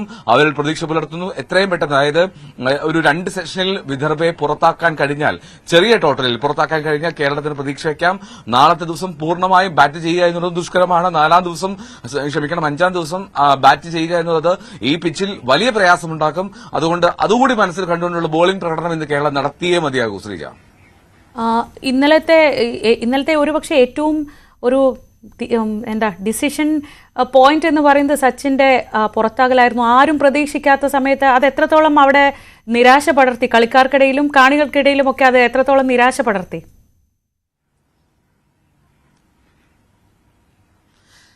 നമ്മൾ ഈ ടീം മത്സരം കഴിഞ്ഞ് ടീം ബസ്സിലേക്ക് കയറാൻ പോകുന്ന സമയത്ത് നമ്മൾ ടീമുകളെ കാണാൻ ചിന്തിക്കുന്നത് ഒരു വല്ലാത്തൊരു മാനസികാവസ്ഥയിലായിരുന്നു. കാരണം ഈ ലീഡിലേക്ക് പോകുന്നതെന്ന് തോന്നിയ ഘട്ടത്തിൽ നിന്ന് ലീഡ് വഴങ്ങേണ്ടി വരുന്ന ഒരു ടീമിന്റെ സാഹചര്യമുണ്ടല്ലോ. പ്രത്യേകിച്ച് നമുക്കറിയാവുന്നതല്ലേ, ഇന്ത്യയിലെ ഈ ഫസ്റ്റ് ക്ലാസ് ക്രിക്കറ്റിലെ നിയമം അനുസരിച്ച് ഒന്നാം ഇന്നിംഗ്സ് ലീഡ് നിർണായകമാണ്, പ്രത്യേകിച്ചും മത്സരത്തിൽ ഫലമുണ്ടായില്ലെങ്കിൽ. അപ്പോൾ അങ്ങനെ ലീഡിലേക്ക് എത്തുന്നു, വിദർഭയിലെത്തി, വിദർഭയ്ക്കെതിരെ ലീഡിലേക്ക് കേരളം എത്തുന്നു. വിദർഭയുടെ ആരാധകരൊക്കെ കേരളത്തിന്റെ പെർഫോമൻസ് കണ്ട് ഏറെക്കുറെ വലിയ ആശങ്കയിലായിരുന്നു. സ്റ്റേഡിയത്തിൽ അവരുടെ ആരാധകർ ഇങ്ങനെ ചങ്കിടിപ്പോഴിരിക്കുന്നു നമ്മൾ കണ്ടുകൊണ്ടിരുന്നതാണ്. അപ്പോൾ ആ ഒരു ഘട്ടത്തിൽ നിന്നാണ് കേരളം ലീഡ് വഴങ്ങുന്ന ഒരു സാഹചര്യത്തിലേക്ക് മാറിയത്. അത് കഴിഞ്ഞ് ടീം അംഗങ്ങളുടെ നിരാശ സ്വാഭാവികമായിരുന്നു. ഒരു സച്ചിന്റെ ആ വിക്കറ്റ്, അതായത് കരുൺ നായരാണ് ക്യാച്ച് എടുക്കുന്നത്. സച്ചിൻ ഒരു സിക്സർ പറത്താൻ ശ്രമിക്കുന്നു, കരുൺ നായർ അത് പിടിക്കുമ്പോൾ അക്ഷരാർത്ഥത്തിൽ കേരളത്തിന്റെ മുഴുവൻ താരങ്ങളും, നമ്മൾക്കറിയാം കേരളത്തിന്റെ സപ്പോർട്ട് ചെയ്യുന്ന ഒരുപടി യുവതാരങ്ങൾ എത്തിയിരുന്നു, അവരൊക്കെ ഇങ്ങനെ നിശബ്ദമായി പോകും നമ്മൾ കണ്ടു. നിശബ്ദമായി അതിനുശേഷം സച്ചിന് അവർ അർഹിക്കുന്ന ഒരു ബഹുമാനം കൈയടി നൽകി ചെയ്തുവെങ്കിൽ പോലും കോച്ച് അമേ ഖുറേസിയ വ്യക്തമായി സച്ചിനോട് അതൃപ്തി അറിയിച്ചു എന്നാണ് മനസ്സിലാക്കുന്നത്. കൃത്യമായിട്ടും സച്ചിൻ ആ സമയത്ത് അങ്ങനെ ഒരു ഷോട്ടിന് പോകരുതായിരുന്നു, സെഞ്ചുറി തികയ്ക്കുക, അതിനുശേഷം പരമാവധി ടീമിനെ മുന്നോട്ട് കൊണ്ടുപോകുക എന്നുള്ള ഒരു ലക്ഷ്യത്തിൽ നിന്ന് സച്ചിൻ എപ്പോഴൊക്കെയോ വ്യതിചലിച്ചു പോയി എന്നുള്ളതാണ് നമുക്ക് പറയേണ്ടത്. പക്ഷെ അതുവരെ സച്ചിൻ പ്രകടമാക്കിയ മികവിനെ നമ്മൾ കണ്ടില്ല എന്ന് പറയുന്നത്. 98 റൺസ് അത് മാസ്മരികമായിരുന്നു. കാരണം വിദർഭയിൽ അവിടെ അവരുടെ ബോളർമാരെ നേരിട്ട് വളരെ ദുഷ്കരമായിട്ട് ബാറ്റ് ചെയ്യുന്ന സാഹചര്യത്തിൽ അതൊക്കെ ക്ഷമയോടെ നിന്ന് ബാറ്റ് ചെയ്ത ഒരുപക്ഷെ അവിശ്വസനീയമായിരുന്നു ആ ഒരു ഷോട്ടിന് മുതിർന്നത്. ആ ക്യാച്ചും വളരെ വലിയ ഞെട്ടലുണ്ടാക്കി. അതൊരു പക്ഷേ നിർണായകമാകും ഈ മാച്ചിൽ. കേരളത്തിന് രണ്ടാം ഇന്നിംഗ്സിൽ ബാറ്റിംഗ് ദുഷ്കരമായിരിക്കുമെന്ന് വിദർഭ താരം ഹർഷ് ദുബെ ഇന്നലെ ന്യൂസ് 18 കണ്ടപ്പോൾ സംസാരിച്ചപ്പോൾ പറഞ്ഞു. ഫൈനൽ സമനിലയായിരിക്കില്ല. ദുബെ കേരളത്തിന്റെ 3 വിക്കറ്റുകളാണ് വീഴ്ത്തിയത്. സച്ചിൻ ബേബി മികച്ച രീതിയിൽ തന്നെ ബാറ്റ് ചെയ്തെന്നും ദുബെ പറഞ്ഞു. കേരളത്തിനെതിരെ വിദർഭ ഒന്നാം ഇന്നിംഗ്സ് ലീഡ് നേടുമ്പോൾ അതിൽ ഏറ്റവും ശ്രദ്ധേയമായിട്ടുള്ള പ്രകടനം കാഴ്ചവെച്ചത് ഹർഷ് ദുബെ എന്ന ലെഫ്റ്റ് ആം സ്പിന്നറാണ്. हर्ष दुबे നമ്മളൊപ്പം ചേരുകയാണ് ന്യൂസ് 18 दुबे वंडरफुल परफॉर्मेंस, कैसे लगा आज का मैच? बिल्कुल अच्छा लगा कि वो हम अभी अपने टीम के लिए फर्स्ट इनिंग लीड ले पाए. मेन तो वही मोटो था कि अपनी टीम को कैसे बेटर सिचुएशन में लाके दे, जैसे कल वो लोग बैटिंग करे. तो मेन प्लान तो यही था कि वही सिचुएशन में कैसे अच्छे सिचुएशन में लाए टीम को. तो कैसा था हमारा केरला टीम का परफॉर्मेंस? जी बहुत अच्छा बैटिंग किया, खासकर कि आदि भाई ने किया और सचिन बेबी ने बहुत अच्छा बैटिंग किया. तो डेफिनेटली उनके वजह से ही ये स्कोर बना है अभी. तो ठीक है, अच्छा खेला उन्होंने बस. ओके, तो what do you expect from the pitch in the coming days? Definitely थोड़ा हेल्प रहेगा स्पिनर्स को लेटर ऑन. जैसे कल से और डेटोरेट होगा. कल फर्स्ट सेशन थोड़ा बेटर चलेगा, बट उसके बाद डेफिनेटली स्पिनर्स को हेल्प रहेगा. स्पिनर्स और गेम में आएंगे थोड़ा. So you don't expect any help for the pace bowlers? Not that much comparatively to the first 2 days. तो मेरा क्वेश्चन है कि तो 4th इनिंग्स में केरला बैटिंग करना पड़ेगा, तो वो बिल्कुल मुश्किल होगा ना उसको? डेफिनेटली वो इजी तो नहीं रहेगा, क्योंकि रहा है जैसे रेड सॉइल का नेचर ही रहता है कि 4th इनिंग्स में अच्छा खासा टर्न होता है. तो मेन चीज यही रहेगा कि 4th डे पे हम जितना ज्यादा बैटिंग कर सकते हैं उतना हमारे लिए अच्छा रहेगा, ताकि जितना ज्यादा हम हेल्प ले पाए 4th इनिंग्स का अपने को मिले. So do you expect a result from this match, or do you feel it will go to a draw? Definitely it won't go to a draw match. Okay. Definitely it will be an outright match. Whoever bat better in the third and in the second innings of their team, that team will definitely win. Okay. That's what I feel. Sure. Thank you so much, Dubai. Wish you all the best for your success. Thank you, sir. Harsh Dubey ഇന്ന് 3 വിക്കറ്റുമായി കേരളം ബാറ്റർമാർ നിന്നപ്പോൾ ഏറ്റവും കൂടുതൽ അവർ ഭയപ്പെട്ടതും ദുബൈയുടെ പന്തുകളായിരുന്നു. അത്രമാത്രം ഗംഭീരമായി ഈ പിച്ചിൽ turn ചെയ്യുകയും ചെയ്തു. ബിപിൻ മുരളിക്കൊപ്പം നാഗ്പൂരിൽ നിന്നും എൽദോപ്പോൾ പുതുശ്ശേരി, ന്യൂസ് 18. വീണ്ടും നമ്മൾ കോഴിക്കോട്ടേക്കാണ് പോകുന്നത്. കോഴിക്കോട് താമരശ്ശേരിയിൽ വിദ്യാർത്ഥി സംഘർഷത്തിൽ പരിക്കേറ്റ് ചികിത്സയിലായിരുന്ന 10ാം ക്ലാസ്സുകാരൻ ഷഹബാസ് മരിച്ചു. കോഴിക്കോട് മെഡിക്കൽ കോളേജിൽ ചികിത്സയിലിരിക്കെയാണ് ഷഹബാസ് മരിക്കുന്നത്. ഇപ്പോൾ അനീഷ് കുമാർ ഉള്ളത് ഷഹബാസിൻ്റെ വീടിന് സമീപത്താണ്. അനീഷ് ഒരു പാവപ്പെട്ട കുടുംബത്തിൻ്റെ മുഴുവൻ പ്രതീക്ഷയുള്ള ഒരു 15 വയസ്സുള്ള കുഞ്ഞാണ് മരിച്ചത്. വളരെ ദുഃഖകരമായൊരു സാഹചര്യമാണ്. അവിടെ എത്തുമ്പോൾ എന്താണ് അവസ്ഥ?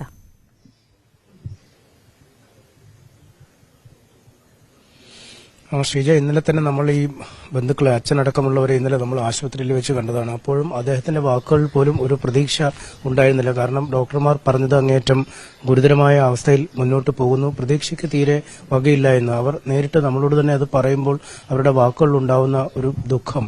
ഇവിടെ നിന്നാണ് ആ കുട്ടി സ്കൂളിലേക്ക് പോയത്, ഇവിടേക്കാണ് മടങ്ങിയെത്തിയത്. ആൾക്കാരൊക്കെ, ഈ അയൽവാസികളൊക്കെ അടക്കം വലിയൊരു ആഘാതത്തിൽ നിൽക്കുന്ന ഒരു കാഴ്ച കാണാൻ കഴിയും, അല്ലേ? നമ്മളൊക്കെ ഒരിക്കലും പ്രതീക്ഷിക്കാത്ത ഒരു സംഭവമാണ്. ഒരിക്കലും പ്രതീക്ഷിക്കാത്ത നിങ്ങൾക്കൊക്കെ ഈ പയ്യൻ എന്ന് പറഞ്ഞാൽ ഇവിടെ ശരിക്കും MJ സ്കൂളാണ് പഠിക്കുന്നത്. അവിടെ താമരശ്ശേരി ഒരു ട്യൂട്ടോറിയൽ ഒരു പ്രോഗ്രാം എന്തുകൊണ്ട് അവിടുന്നാണ് ഈ പ്രശ്നങ്ങളൊക്കെ ഉണ്ടാവുന്നത്.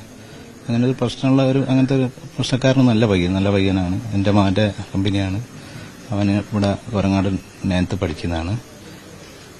ആരോ ഒരു പയ്യൻ ഇവിടെ നിന്ന് കയറ്റി കൊണ്ടുപോകണം ഞാനും കണ്ടിട്ടുണ്ട് ബൈക്കിന്റെ മുകളിൽ. ഏതാണ് അവനാ കറക്റ്റ് ഒരു 5 മണിക്കാണ് കയറ്റി പോകുന്നത്.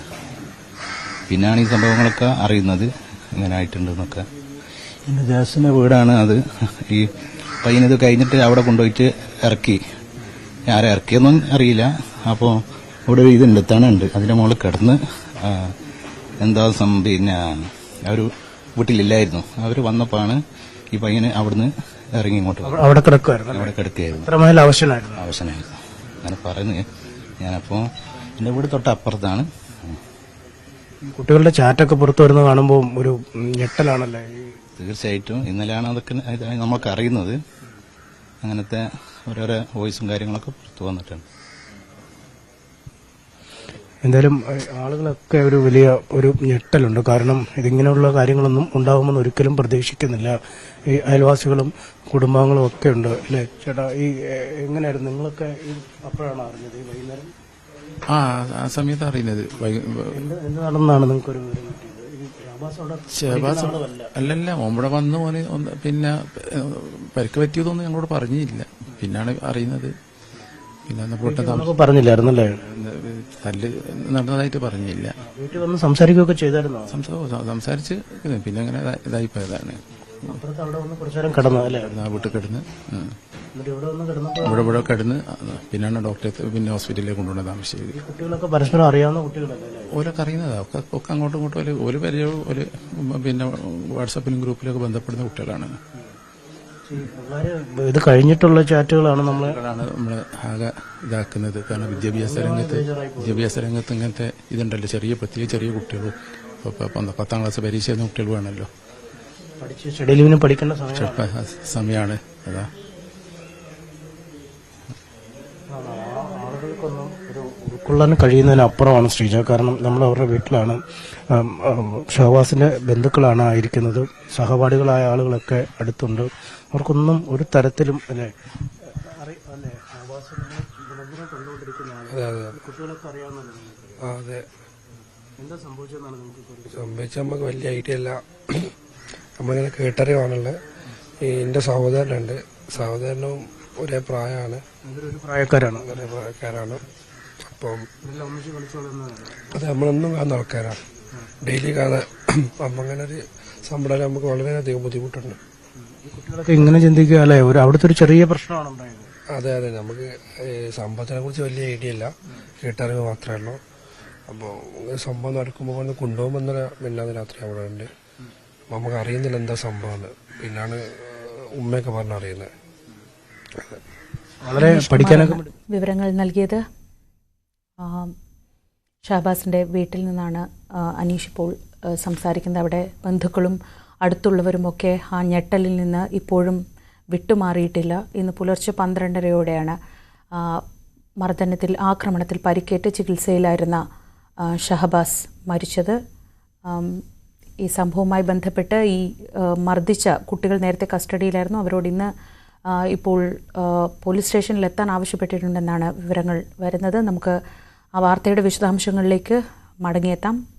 മറ്റൊരു വാർത്തയിലേക്ക്. കോട്ടയം വൈക്കം കണ്ണാടിക്കോലോത്ത് PS സോമരാജൻ നായർ നിര്യാതനായി. റിട്ടയർഡ് പോലീസ് ഉദ്യോഗസ്ഥനാണ്.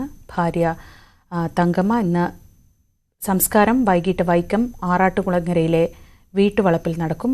മായ S Nair, Latha S Nair, Jaya S Nair എന്നിവരാണ് മക്കൾ. News 18 Keralam senior editor Manjush Gopal അദ്ദേഹത്തിൻ്റെ മകളുടെ ഭർത്താവാണ്. രാവിലെ പൂർണ്ണമാവുന്നു. ഇന്ന് ഒട്ടും സന്തോഷകരമായ ഒരു രാവിലെയല്ല, വളരെ വളരെ ആശങ്കപ്പെടുത്തുന്ന വാർത്തകളാണ് പ്രേക്ഷകർക്ക് മുന്നിലേക്ക് എത്തിക്കുന്നത്. പക്ഷേ ഇതിൽ നിന്നൊക്കെ മുന്നോട്ട് പോകാൻ നമുക്കൊക്കെ ശുഭപ്രതീക്ഷ നൽകുന്നതാണല്ലോ ദിവസം. അതുകൊണ്ട് എല്ലാവർക്കും നല്ലൊരു ദിവസം ആശംസിക്കുന്നു. രാവിലെ പൂർണ്ണമാവുന്നു.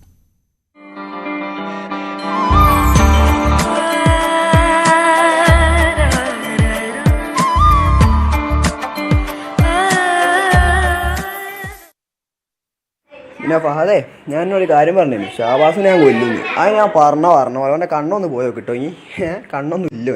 സൂര്യേ, എൻ്റെ വാപ്പ വിളിച്ചിരുന്നു, എൻ്റെ ഫുള്ളാ.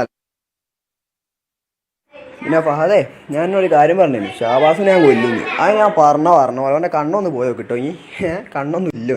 സൂര്യേ, എൻ്റെ വാപ്പ വിളിച്ചിരുന്നു, എൻ്റെ ഫുള്ളാ. പിന്നെ ഫഹദേ, ഞാനൊരു കാര്യം പറഞ്ഞു, ഷാബാസിനെ ഞാൻ കൊല്ലുന്നു. അത് ഞാൻ പറഞ്ഞ പോലെ അവൻ്റെ കണ്ണൊന്ന് പോയോ കിട്ടോ ഈ കണ്ണൊന്നും ഇല്ലോ. സൂര്യേ, എൻ്റെ വാപ്പ വിളിച്ചിരുന്നു, എൻ്റെ ഫുള്ളാ. ഇന്നലെ മർദ്ദനത്തെ തുടർന്ന് ആശുപത്രിയിലാക്കിയപ്പോൾ തന്നെ ഷാബാസിൻ്റെ നില അതീവ ഗുരുതരമായിരുന്നു. സ്കൂളിലേക്ക് പറഞ്ഞുവിട്ട കുട്ടിക്ക് എന്താണ് പറ്റിയതെന്നറിയാതെ കടുത്ത ഞെട്ടലിലായിരുന്നു ഷാബാസിൻ്റെ മാതാപിതാക്കൾ ഉണ്ടായിരുന്നു. ഇന്നലെ ഷാബാസിൻ്റെ പിതാവ് ഇക്ബാൽ നമ്മളോട് സംസാരിച്ചിരുന്നു. ഇക്ബാലിൻ്റെ വാക്കുകളിലേക്ക്. ഇവരെ കുറച്ച് പിള്ളേർ അതിൽ ഇവനെ ഇങ്ങനെ നോക്കി നിന്ന് അതിൽ കിട്ടിയവരെ അവര് മൃഗീയമായിട്ട്, അതായത് മുൻ വൈരാഗ്യം വെച്ചിട്ടുള്ളവർ ചെയ്ത, അതായത് ഇങ്ങനത്തെ ഒരു ഡോക്ടർമാർ പറയുന്നുണ്ട്, ഒരു മനസാക്ഷിയുള്ള ആളുകൾ ഇത് ഇങ്ങനെ ചെയ്യൂല. പക്ഷെ ചെറിയ കൈകൊണ്ടുള്ള അടികളല്ല വന്നത്. എല്ലാം പൊട്ടുണ്ട്, പെരടിയുടെ ഭാഗത്ത് ബ്ലഡ് ഇപ്പോൾ കോട്ടായി കിടക്കുന്നത്, ഒന്നും പറയാൻ പറ്റാത്ത സ്റ്റേജിലാണ് നിൽക്കുന്നത്. MS അനീഷ് കുമാർ കോഴിക്കോട് നിന്ന് വിവരങ്ങളുമായി. അനീഷ്, നമ്മളൊക്കെ സ്കൂളിൽ പഠിച്ചതാണ്, നമ്മുടെ മക്കൾ സ്കൂളിൽ പഠിക്കുന്നുണ്ട്, ഇതിനു മുൻപുള്ള തലമുറയും സ്കൂളിൽ പഠിച്ചിട്ടുണ്ട്. ഈ പലപ്പോഴും ഇതുപോലെ ആഘോഷങ്ങൾ അല്പം കയ്യാങ്കളിയിൽ കലാശിക്കുന്നതോ വാക്കേറ്റമുണ്ടാവുന്നതോ ഒക്കെ പതിവാണ്. പക്ഷേ